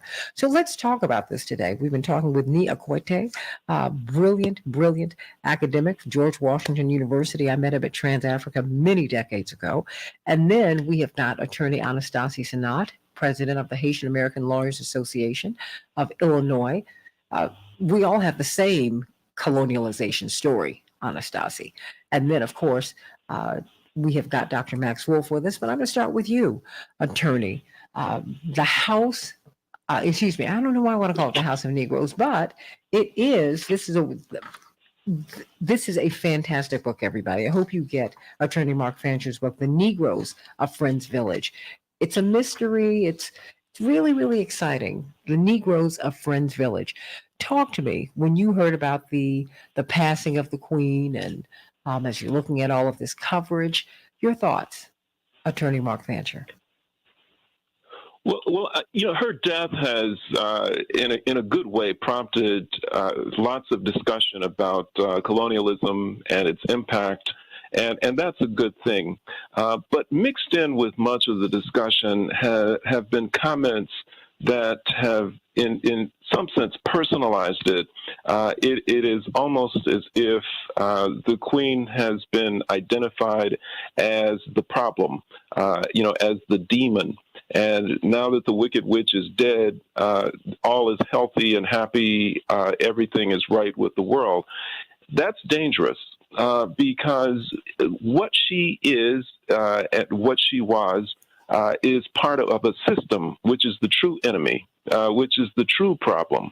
And if we lose sight of the fact that the enemy is capitalism, the enemy is imperialism, then we begin to think that individuals are the beginning and the end of what ails much of the underdeveloped world. Is that capitalism is a con job. It's an immoral system. It is one that says that someone like the Queen or a corporation or corporate executives are able to own everything. And what makes it even worse is that those who benefit the most from this system will lie to the rest of the world and say things like, if you want to be rich, all you have to do is work really hard and you can be rich too. If that were true, then the people who are the poorest would be the richest. Nobody works harder than people who are at the bottom, who struggle, who work 3 and 4 jobs at minimum wage, who in past times were working in the fields as enslaved people, who work day and night, day and night, day and night, and can't get ahead. So the system has been rigged to allow for acquisition. And it also creates confusion among many people. Right now, India is demanding the return of a precious diamond. But assuming that a rock which shines and which somebody's willing to pay a lot of money for is worth fighting for, if you live in that has a system that is based on class division and the permission of individuals to own most of the wealth, then when that diamond comes back into India, how does that benefit India? I mean, it may benefit somebody. The wealth that diamond represents may benefit some individuals. It may benefit some aspect of the government, but for the masses of people, many of whom live in grinding poverty in India, they will see no benefit from that at all. And so if people are focused only on an individual like the Queen and thinking that her death represents some advance, they miss the fact that in the country that they live in, they are living under conditions which are in many ways the result of a system that is worse than anything the individual Queen may have ever done. And for those in the United States who, look with a degree of arrogance or who look down their noses at the British Empire and say, "Oh, how good it is that we're not them, that we are a former colony." Remember that the U.S. has in many ways been worse than the British Empire, because at least the British Empire has been honest about what it is. It has always regarded itself as such. The United States has always tried to portray itself as being rebellious, as being the product of a revolution and somewhat independent and separate and apart from the idea of imperialism. But there is no greater imperialist on the planet than the United States of America. It is an empire which is ruthless and vicious and which has caused in many ways, in current times, more pain than the British Empire has caused. So we have to be very clear-eyed about all of this. And last, I'll say this. One of the great crimes of colonialism was, in fact, the acquisition of wealth and land from colonized territories. But probably worse than that was the colonization of people's minds. The impact that colonialism had on the thinking of so many in the countries that were colonized. After many countries in Africa and Caribbean and other places, after they gained their independence, rather than saying, to hell with all of you, we're independent now, we're going to go our own way, many of them voluntarily chose to remain as part of the British Commonwealth. They wanted to remain part of that. Culturally, they remain part of that. When you go into courts in many of these countries, you see, black people walking around with powdered white wigs because that's the British way. And, one of the organizations I belong to is the National Conference of Black Lawyers. And some years ago, when South Africa was coming out from under political apartheid, the organization sent a delegation of lawyers to participate in meetings that were being held about the writing of a new constitution for South Africa. And I was not present for that, but I understand that part of the discussion concerned provisions that were proposed that the U.S. delegation said, well, why do you want to include those things? I mean, we're coming out from under apartheid now.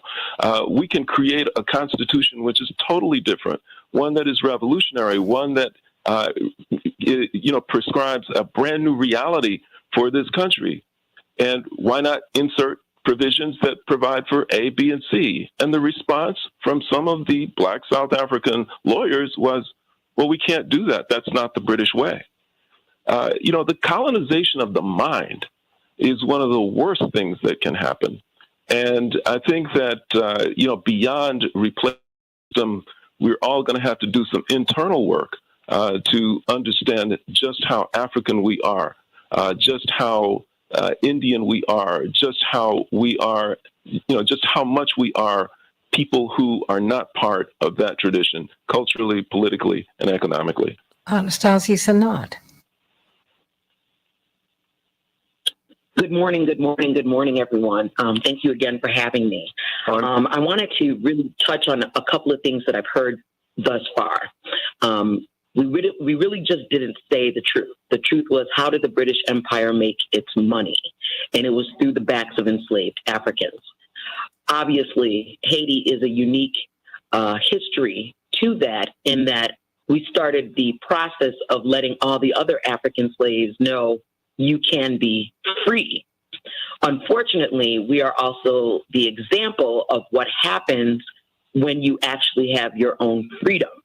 So people like Ireland, who left the Commonwealth in 1949, but then India, who wanted to become a republic like Ireland but remain a member of the Commonwealth, they all agreed to having the head of the Commonwealth be Queen Elizabeth.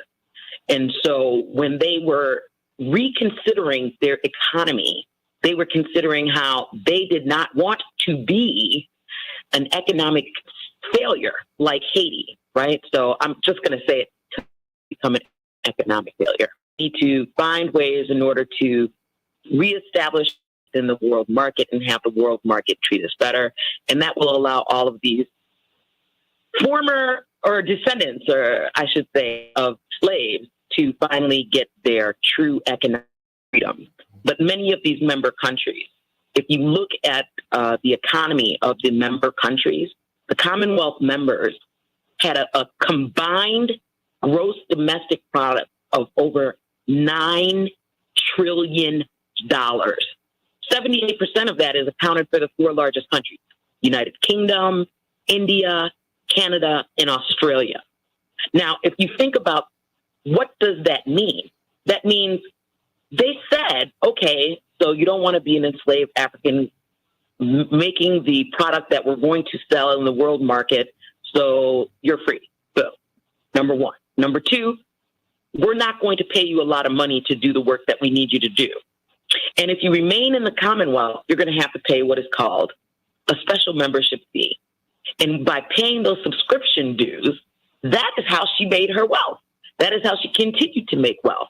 It's because all of these countries basically agreed to be part of this economic system in which she is listed as the head of their Commonwealth, head of their state, even though they might consider themselves, for example, a realm versus a republic versus something other than that. As I mentioned yesterday, at the end of the day, it all comes down to the economy. Who brings in what money and for what reason, and how cheaply can I get what the product is? And so there are some applicants that have come to the Commonwealth, obviously, in more modern times, like Togo and Rwanda. And she never visited those Commonwealth countries. But the truth is, these Commonwealths and these economic Commonwealths that are going on are what makes the United Kingdom or the British Empire so strong and wealthy. Thank you. Hmm. Well, I've given you a lot to respond to, Dr. Wolf, but here you have it. No, I mean, look, I think it might be more useful for what little time I have to talk about the relevance of those arrangements going forward as opposed to going past. There's obviously a history there, but it's also a history that's worth noting is marked by decline. And England has been in a precipitous decline in many regards, including that it now is poised to lose its original two colonies, Scotland and Ireland, which it's held for 900 years because of the right?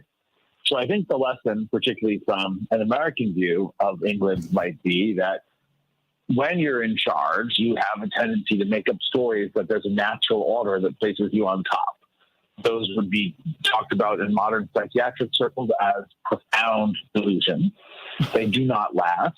And you then become the aging, limping gangster in the neighborhood of your creation, which turns out to be something that makes you very scared. And there's a temptation throughout history to assert your dominance and that you're really in charge when you're scared. And nothing will more likely usher a rapid acceleration of your demise and also bloodshed for you than that. And that might be a good lesson for us to learn because England has at least often been graceful in its decline, and we show some signs that we will be less graceful in ours, right? And so I think that's important. I think it's also important that England, even with its remaining colonies, has fallen off the league tables and is no longer a top economy in many regards. So certain areas, certain industries, certainly London is certainly a top economic center. But the British in the last several years, although not always to their credit, have decided they wanted to look and tell everyone they're strong as opposed to be strong. And that is a temptation of a flagging empire, and it's a dangerous one. And our last president couldn't more coarsely embody that delusion. It would be impossible. A satire of someone attempting to coarsely embody that delusion would never hold a candle to the grotesquerie of the reality that we just hosted. And that some of us are tempted to watch the sequel of, because we all know sequels are always so much better than the first one. And so it does feel like a moment to learn from the most salient fact of the British Empire today, which is its catastrophic often and rapid decline over the last 70 or 80 years. Right? And basically, the British Empire was unable to recover from the rise of the empires who replaced it, who are now themselves trying not to go into decline. Right? Principally, but not exclusively, the U.S. and Russia both show some signs of wear and tear. The Russians are busy finishing off whatever claim to greatness they have, a misadventure designed to show everyone how strong they are, and quickly doing the reverse. And we are tempted in a similar direction. So I think the lessons of the British Empire might be more valuable to Americans negotiating the challenges of today and tomorrow. But I do think the history is important. I think it's hard to move forward without a knowledge of that history. And our knowledge of the history of our own colonialization and decolonization struggle and of the British Empire has not been particularly great. And we've tended to sort of focus on the special relationship and see ourselves as the overachieving child of that relationship, you know, of the British Empire. And in some ways, we are, right? And I think some of those, particularly some of the less exciting features there, have been eloquently spoken to by the folks who preceded my moment here on your show. Well, I mean, where do you see this going then? I mean, because you see, it seems like the Scots want to have another vote on independence. They came very, very close to that. Because people forget there's England and then there's Great Britain, right? And what would happen? What would be the impact of Great Britain breaking up? You know, England standing on its own, Ireland being independent, Scotland being independent. So the Scots and the Irish have had a long and very bloody series of attempts going all the way back to the middle of the 1200s when they were seized by force by the British. Wales, too, at some moments. And so I think with the way Brexit came about and with the general decline of the wealth of England, maybe London is a big counterfactual there, there's been a long simmering nationalist sense of resentment in these locations, and that comes when you suddenly seem weaker. I also think the way the British went about Brexit, which was not terribly smart or wisely done, and what burnt a lot of bridges that they needed to not burn, has kind of riled that up, right? And I think that's true. They still have some quasi-colonial relationships in the Caribbean and other parts of the developing world, some island nations, and there's been some agitation there too, that there might be a desire to exit the relationship. So I do think those may come about, right? I think that the British position in the world for the last 30 or 40 years, particularly, has been kind of as a special ally of the United States. So decline for the U.S. is imperiling for the UK. So I think they sort of have their own decline and the decline of their patron state at the same time, which is a fairly substantial burden. They used to have a pretty strong military that was good at projecting its influence outside of England, given all the colonial practice that was referred to before. But in an effort to appease the sort of tax-cutting conservative movement in their own country, they largely defunded their military. They're trying to fund it again, but they largely defunded it, which probably further erodes their ability to project their influence outside.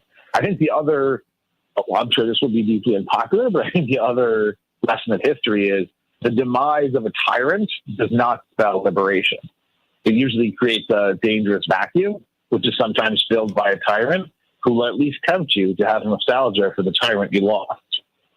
And so it is always the job of people who want to seize the future to build it. Santita, well, may I just quickly add to that? I agree so much because even how Brexit was handled, the English, the majority of them voted for Brexit. The majority of the Scots voted because they wanted trade relations with Europe. So did Northern Ireland. So I expect those two.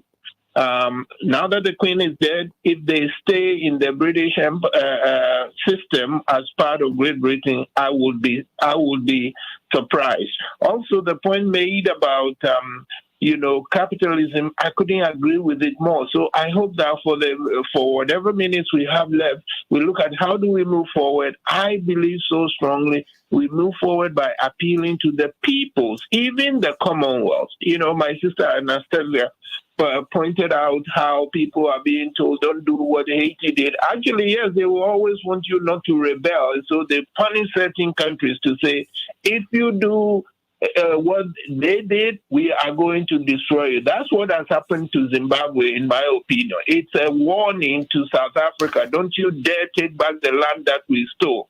But so I'm saying the solution, I agree so much. We must seize the moment and use it to unpack the past and build a better future. But who is the we? It is the peoples in the Commonwealth. It's the people in the United States. Forget about the royals. Forget about the rich people, because the system that they have serves them fine. We are the ones who built it and are bleeding. And to me, so the passing of the Queen opens up a whole new opportunity for us for democracy from below. People in where I was born, Ghana, I want people to say, look, let's talk about your belonging in the Commonwealth. Look at the mess they have left around Ghana, which used to be called the Gold Coast, okay? We can identify the diamond from India. Gold, you can melt it, so you can't really identify it. Maybe scientists will find a way to identify it. But I bet you a lot of the gold from Ghana is owned by the British royalty. And they left a mess in Ghana. I would love for the people of Ghana to say to whichever government, through elections and through pressure, to say, let us have an accounting. Why are they there? And then the issue of the colonization of the mind. It is so brilliant. I wish I had said it. We need to decolonize our mind, because the other things that they stole our spiritual heritages, okay? They smashed systems and said, oh, your religion is crap. We're going to take this. If you carved anything we like, we are going to take it. These people went around in societies. The queen may have been a wonderful person, but she was the head of this system. Let's make sure we turn the system around. And finally, why we must do it. We must do it for our ancestors. We must do it for ourselves. But I will also say we have to do it for the world, because as was hinted at, the world is not in a good place. The U.S. is struggling. Russia is struggling. We have climate change, which was done by a system, a phenomenon that started in Great Britain with pumping CO2 into the atmosphere. There was a quick report last night that says the United States is going to lose coastal areas the size of New Jersey in the next couple of years because of the rising of the sea. So this Western system has not been good for the South. It's not been good for the Earth. We have a responsibility to take charge and use democracy, the people, to craft a much better system. Amen, everybody. I'm going to get some closing thoughts from everyone. Dr. Wolf, I literally have 1 minute. What is your closing thought? I would try to distinguish the passing of an individual from the passing of a system. And I think her value and her authority is largely symbolic and historic. And so that's always a contested area. The symbolism, what is the history? I think putting the history straight and trying to figure out how to use that symbolism to build the future you want is the productive thing to do in all these sort of potential inflection points. Everybody, I want you to stay on the Santita Jackson Show YouTube channel. I want to hear a closing thought from you, Attorney Anastasia Sanat. I want to hear another closing thought from you, Attorney Mark Fancher. I know you've got to leave me a Akwete, but and I know that Dr. Wolf is running today, but I just want to get some closing thoughts to kind of wrap this up. This has been such a wonderful conversation, and I appreciate all of the feedback that we've gotten from the Santita Jackson Show audience, because this is our shared history. It's our shared history, and the more we know, the more we can grow, the better we can get. It's a new world. And it's up to us, the kind of world that we want it to be. We can have justice and fairness and equality and equity. We can have all of that. We're but a thought away from that. But we have to have a set of agreements on what has already happened and how we can move forward and make a more just society and a more peaceful world, or a just society and a peaceful world. We can do it. I love you, everybody. Can't wait to be with you tomorrow on the Santita Jackson Show. But stay here on the Santita Jackson Show YouTube channel. Thank you. Stay here on the Santita Jackson and Friends page. Love you, everybody. I tell you, Mark, I hope you are not leaving too quickly. I think your presentation, like everybody else, is great. My question is, when you look at China and its economic system, communism being the opposite, as I understand it, of capitalism. And yet it seems to me, despite the name of the party and the country, the economic system is pretty capitalistic, which is why so many Americans, rich people, have gone there, companies, to invest there. So where do we find the better alternative to capitalism? I'm saying what I'm seeing in China doesn't seem to me to be like the viable alternative to capitalism. Yeah, the quick response to that is that all who claim to be a certain thing and who claim to adhere to the tenets of a system are not that. If we judged a system or a philosophy by its adherents, then so many of them we would reject. If we judged Christianity by the people who call themselves Christians, we would reject Christianity. You have to look at the principles, the underlying tenets of a system to judge it, not judged by those who claim that that's who they are. So the tenets, the principles of Christianity are pure, absolutely pure, morally pure.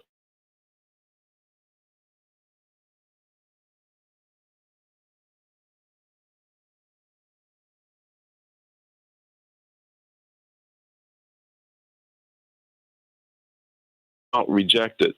The fact is that it's based on a very simple idea, And that is that the wealth, the natural resources of a country are God-given, and that they belong to everybody.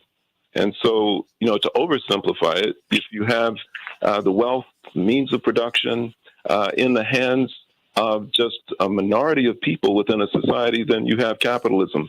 If you put them in the hands of everybody, then you have socialism. So if you have an economy where the wealth, the means of production, the profits are in the hands of a few, even if these people call themselves socialists, they're not socialists.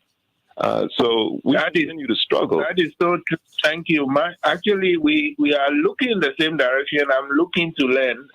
Santita, I keep telling her, I'm the student, not the professor. I'm the student. When I look around the world, though, I mean, even Cuba, I mean, and as Santita mentioned, I worked in the anti-apartheid movement. I shook Nelson Mandela's hand. He's a big hero of mine. And of course, he loved the Castros and Cuba and what they did. He himself says Bill Clinton pressured him to distance himself from Arafat and the Castro and said, I'm not doing that. And so Cuba, my point is, even when I look at Cuba, they seem to be under pressure to be moving away from socialism. China has moved away from socialism. But you have to understand that there's a dialectical relationship between capitalism and socialism. They're at war against each other. And so any place that socialism has been tried, capitalism's job is to destroy it.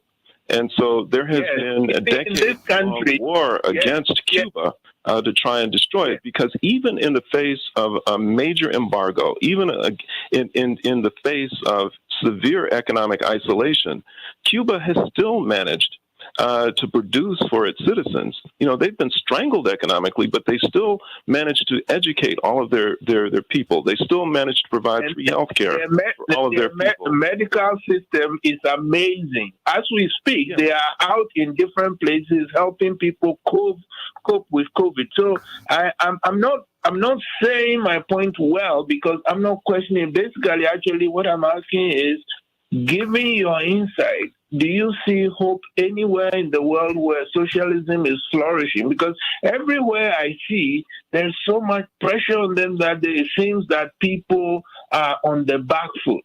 So I'm not making negative remarks about the future of socialism. I'm saying, is there anywhere where it seems to be thriving? Ghana tried it with Nkrumah. He was overthrown. Now we have people in power who wouldn't know socialism if they fell over it, because they have no track with it.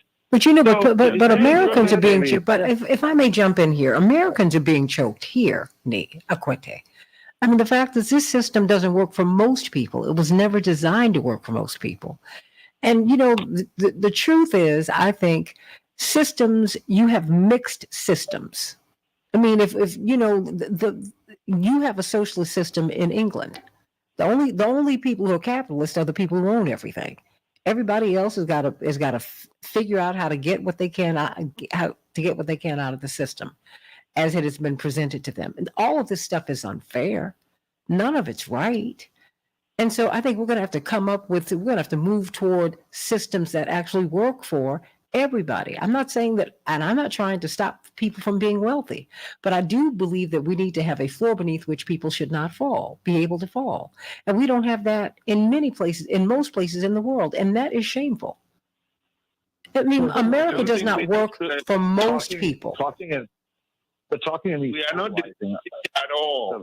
Socialism, capitalism, communism, right? These are imaginary contested landscapes that are mostly been occupied by polemicists, theorists, and political people, right? They've rarely been the subject of any kind of experimentation beyond people grasping labels, often shifting labels, get weapons or money from one of the superpowers. That's most of the history of these labels, that they're either thrown at someone as a pretense for violence or brutality against them, or claimed by someone for protection, right? And so they tend to have been a pattern of allegiance as opposed to a pattern of economic organization historically, which I think is probably worth keeping in mind, because you're not looking at some essence of the economy here. You're looking at shifting alliances, which is why around the world there are often countries that are held up and then later dragged down for being socialist, held up and then later dragged down for being communist or capitalist or socialist at different moments, right? I think one of the lessons, though, is the rigid prescription of how best to organize your economy, which came from the colonial tradition, doesn't work. That's often imposed on people, and even when it isn't actively counterproductive, i.e. designed to enrich the colonizer at the cost of the colonized, which is often the case. If it is well-intended, it's often brutally ignorant of the local conditions. So prescribing other people's economic organization has not gone terribly well or been terribly productive. But I think in any moment in every economy are capitalist businesses and socialistic businesses and communistic businesses. I don't think they're total. I think that might be a more interesting way to approach some of these questions than the sort of black and white pro and against that often degenerates into a battle of political alliances as opposed to efforts to help uplift the majority of humanity, which has suffered alike under both of these flags often. Yeah, can I say this? And Let me jump in. This is Anastasia Sanat. Let me jump in very quickly, and I wanted to kind of address the point about political alliances. That's exactly what the Commonwealth is. It is a political alliance. And the reason why some of those member states have come in and out and gone in and out, have been suspended, is because they have to agree to a certain political theory, norm, statute, values. All of those things are things that they are agreeing to do. Now, they say it's a voluntary association, but quite frankly, as we know historically, it was not a voluntary association to be told how to politically conduct themselves. For example, one of the member states was suspended, Pakistan, because of their behavior and their conduct politically. So when we think about these things, we can look at it as an opportunity for these member states to change their politics if they want to. But the truth is, once you change your politics, you're also going to change your economic opportunities.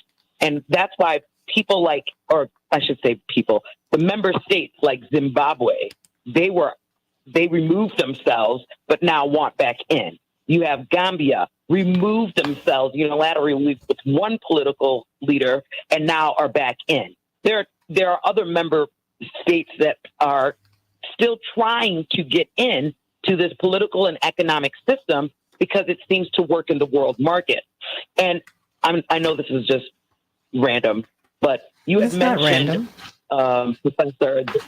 Well, I'm just saying, Professor had mentioned how the procession of the Queen Elizabeth funeral and what her family was doing and how they were in military uniforms. Prince Andrew was not in a military uniform. Prince Harry was not in a military uniform because they had stepped away from.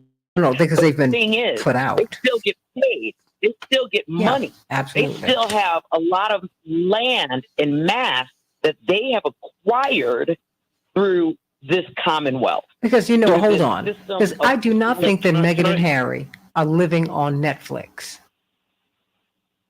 They got two. No, I don't think that they're living off that money, but they did start their life through that money. No.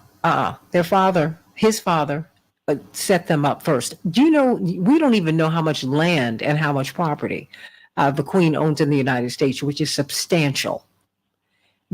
We have what's been reported about them and their business, and much of which has been underreported. No one even tells you that she's the largest landowner on earth. Believe me, they did not let them come over here empty-handed. That's just not how they do things. Because now you have the crown that they have a stake in the United States. The Queen has a great-grandchild who's a full-on American citizen, and a granddaughter-in-law who, even though it's illegal, according to our Constitution, for us to hold titles, when she writes Chuck Schumer and People of Government, she doesn't say I'm Meghan Markle. She says I'm Meghan, Duchess of Sussex. This is all crazy. It's just as nuts. And we're excited because she's a black woman whose father argued for her not to be black on her birth certificate, who said, I just found out what being a black woman is about. Really? Okay. She passes. But as if blackness is it for me. That's not what it is. I want to know where you stand on progressive politics. I don't care what your color is. That's what I want to know. I want to know if you want to set the captive free, if you want to create a floor beneath which people cannot fall. I want to know those things. Your color and a black person browning up imperialism is not what I'm interested in. I'm not signing up for that. Sending a black woman up in a castle, that's not what I'm about. Sally Hemings was brought into the White House by Thomas Jefferson. She was run out of town by his friend J.T. Callender because he was mad with him. Everybody knew Sally Hemings was his woman. Everybody knew who went to that house. The heads of the founding fathers who used to go to that house thought it was odd that you had these white-looking people who used to serve them at the table. Like, it's a very interesting household that he's got. Everybody knew that was his woman. So I'm over that. And we need to be over that too. Are we going to create a just society and a peaceful world or not? How are we going to get there? Santita? Yes. Yeah, I do need to leave. Okay, well, hold on one moment. Hold on. Let me let Mark say something before he has to go. And I want everyone to be encouraged to get his book, The Negroes of Friends Village. The Negroes of Friends Village, everybody. Please, please, please get that book. Mark, your final thoughts. Yeah, I just wanted to say, to me, it is black and white. There are only two ways to organize an economy. And the fact is that there have been successful socialist societies. The very first one was among the first century Christians. Jesus told them how to take care of an economy. He said, you give everything that you've got to the common pot and what they need. They live that way, and the Bible says there were no poor among them. And you see, fast forward up into the 20th century and the 21st century in Libya under Gaddafi, the most common workers lived lives that in this be regarded as upper middle class because he shared out the oil wealth that was coming from that country's economy. Everybody had what they needed. But what happens is, as we've noted, that there is a war against that. Setting a bad example in the eyes of capitalists is not a good idea. They don't want countries like Cuba to thrive as well as it does. Even under all the pressure that it faces, imagine what it would do if it were not under that pressure. And they know that, which is why they keep the pressure on. Kwame Nkrumah, who was the first president of Ghana, came up with the solution to this. And he said that all of Africa has to unite and become one country, one socialist country, which would make it the preeminent superpower on the planet, which would make not only for socialism to survive in Africa, but for Africa to be able to provide aid and assistance to socialist movements around the world. That is an important objective that he identified. He saw his experience in Ghana. He saw the experience of other countries in Africa that were trying to pursue socialism and the way that they were vulnerable. And he said that what needs to happen is that countries that want to do this need to come together. And I think even on a more granular level, individuals and communities around the world that want that vision, they need to come together. It's through unity that socialism will finally get its opportunity to show what it can do. And when it does, the world will be a very different place. I have to wish you all a good day. Blessings thank you so to much you. for this discussion. Of course, of course, Okay, of course. And we thank you very much. I, in particular, thank you very much because Nkrumah was and remains my hero. I'm looking around the world to see where socialism seems to have a future because actually it's heartbreaking to me about the economic system in China now and why Cuba is on the back foot. I appreciate Cuba very much because of what they did in Southern Africa, because what they've done around other places, including sending, I know Ghanaians, some of whom are related to me who are trained doctors. They can't make a living, so they leave the country, and Cuban doctors go in there and serve. So I'm not saying denigrating Cuba or anybody at all. I'm saying, yes, capitalism is terrible.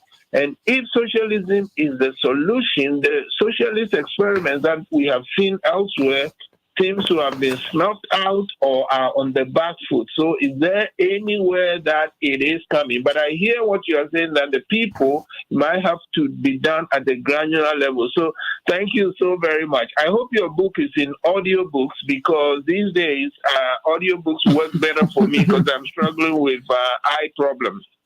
Oh, well, but what, I'll say this as we go. There's no system that's perfect and none that has really worked. I mean, capitalism isn't working for as it has been presented to us, as it's being labeled. Um, it doesn't allow the system that we have is not free, equal, and open. The system that we have, ni akwete, is not just. The system that we have has most Americans poor. Functionally, we are the best dressed. My brother, former Congressman Jesse Jackson Jr. said, we are the best dressed poor people on earth. That is what we are functionally. Most people cannot go to the emergency room. That's not working. COVID is a snitch. Pastor Tisha Dixon Williams said that to us at the beginning. I mean, when she first started giving us good news, because what COVID did was expose where our holes are. We had frontline workers going to the hospitals who couldn't afford, as Reverend Jackson said 40 years ago when he ran for president, hospital workers can't afford to be in a bed that they got to make every day. They can't afford to use the bedpan. So that's a system that is not working for most people. This system, how can you, I mean, the system is not fair. It was built on unpaid labor and on stolen land. So, you know, so what we're talking about here, I agree. and most Totally people with can't that. go I to the agree emergency totally. room right now. Most people can't go to they can't afford it. People Including the can, man you are talking with. Yes. yeah, I mean, which is You know, awful. because You know, we cannot afford, you can't afford to send people to college. We just, so this ain't working either. So we've got to figure out something that is just and fair. And I am not espousing anything. I'm just saying, I want something that works.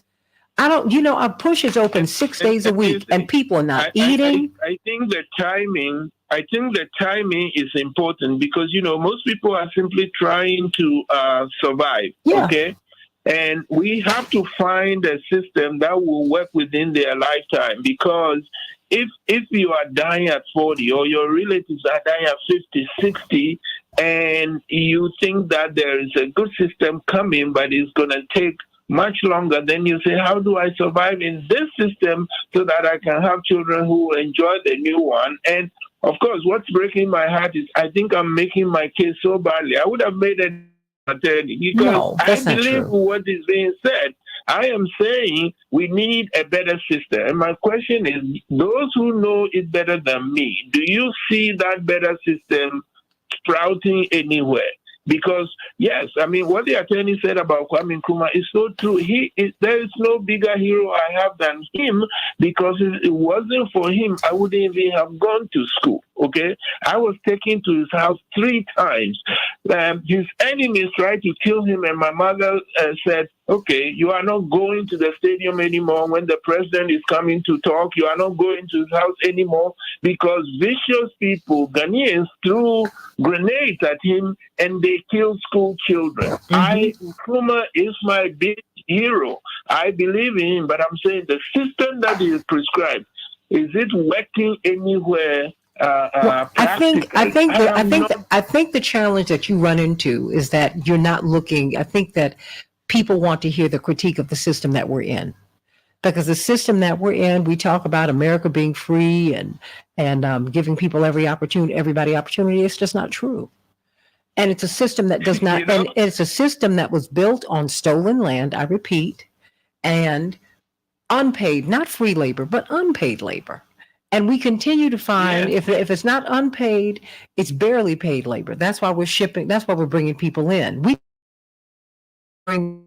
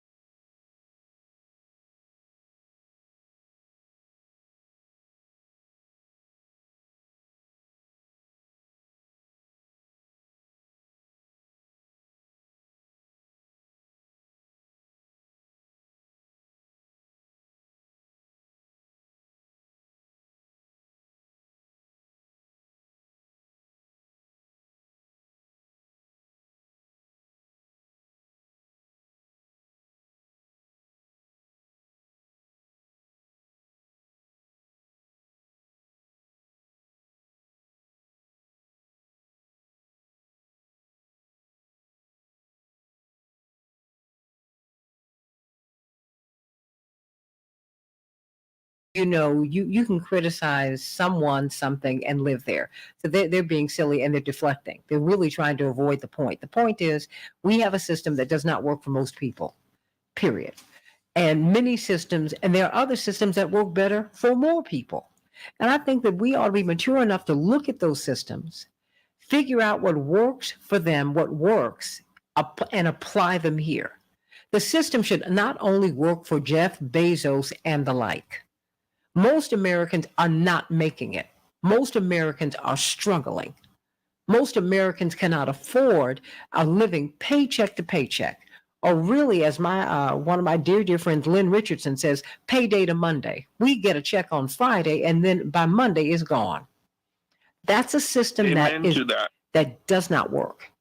So we've got to figure out, we've got to be mature enough to figure out and get past the labels and just what is going to work. And I'm not saying that you're not going to have wealthy people. I don't have a problem with that. But you're not supposed to cannibalize everybody else. I mean, no difference between me and you and that on that. There's no daylight between you. You are saying very well what I try to say, which is why I'm criticizing my own speaking abilities, because I am not saying it as well as you are saying it, and I don't want to give the impression that we are disagreeing. No. I see it exactly the same. I can't afford to go to the emergency room because I went once and I got a bill back. You have no idea. I was lucky enough to persuade Medicaid to pay for it. And I said, okay, now I know what to do. Don't call the ambulance, and don't go into the room. I have family telling me we worry about your health, and I say, listen, our mother died a long time ago. I've lived longer. You're gonna die one day anyway. So I even quote Dr. King to them, and they say to me, oh well, but no, you are getting him wrong. Where he says, longevity has its place, but I'm not worried about that now. I just want to do God's will. And and people criticized him because they said that he was moving into socialism, and some of his policies could be characterized as socialist. He was merely looking to create a floor beneath which no human being could fall. My pastor, Reverend Clay Evans, said, "I've never seen God make a mouth he could not feed," and it's just that simple. There's no reason for one person to own 1/6 of the land's mass in the world. There's no reason for it.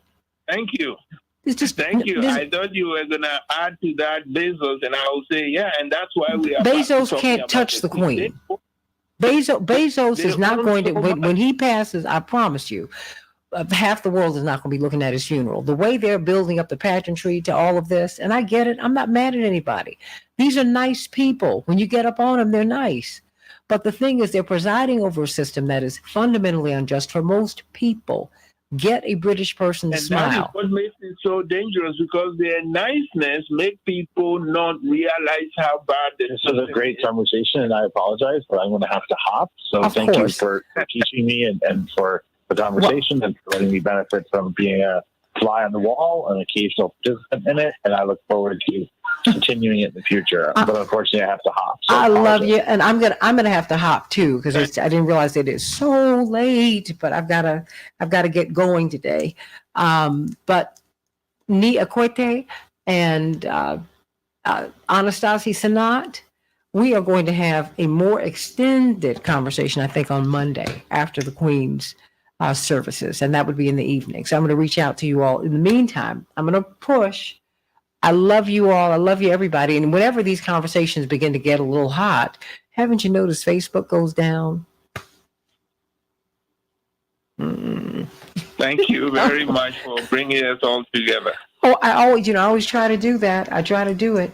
Y'all keep me up late at night while I'm trying to figure it out, but it's worth it, because this is a conversation that really needs to be heard. I love you all. I love you, love you, love you. Think, and then think some more. Bye. I love you. Love you, Ni Akwete and Anastasi Sanata, the brilliant attorney Mark Fancher, and the brilliant Dr. Max Wolf. Oh, so many, so many, so many. It's been a wonderful, wonderful day. And Mel Buer, who was telling us about the strike that could still happen with the rail workers. We don't know. They haven't voted yet. They have not voted yet. So while the White House had their negotiations with union leaders and the owners, what do the workers say? Are the workers getting what they need? We will see. Love you, everybody. See ya tomorrow on the Santita Jackson Bye. Show. Bye bye.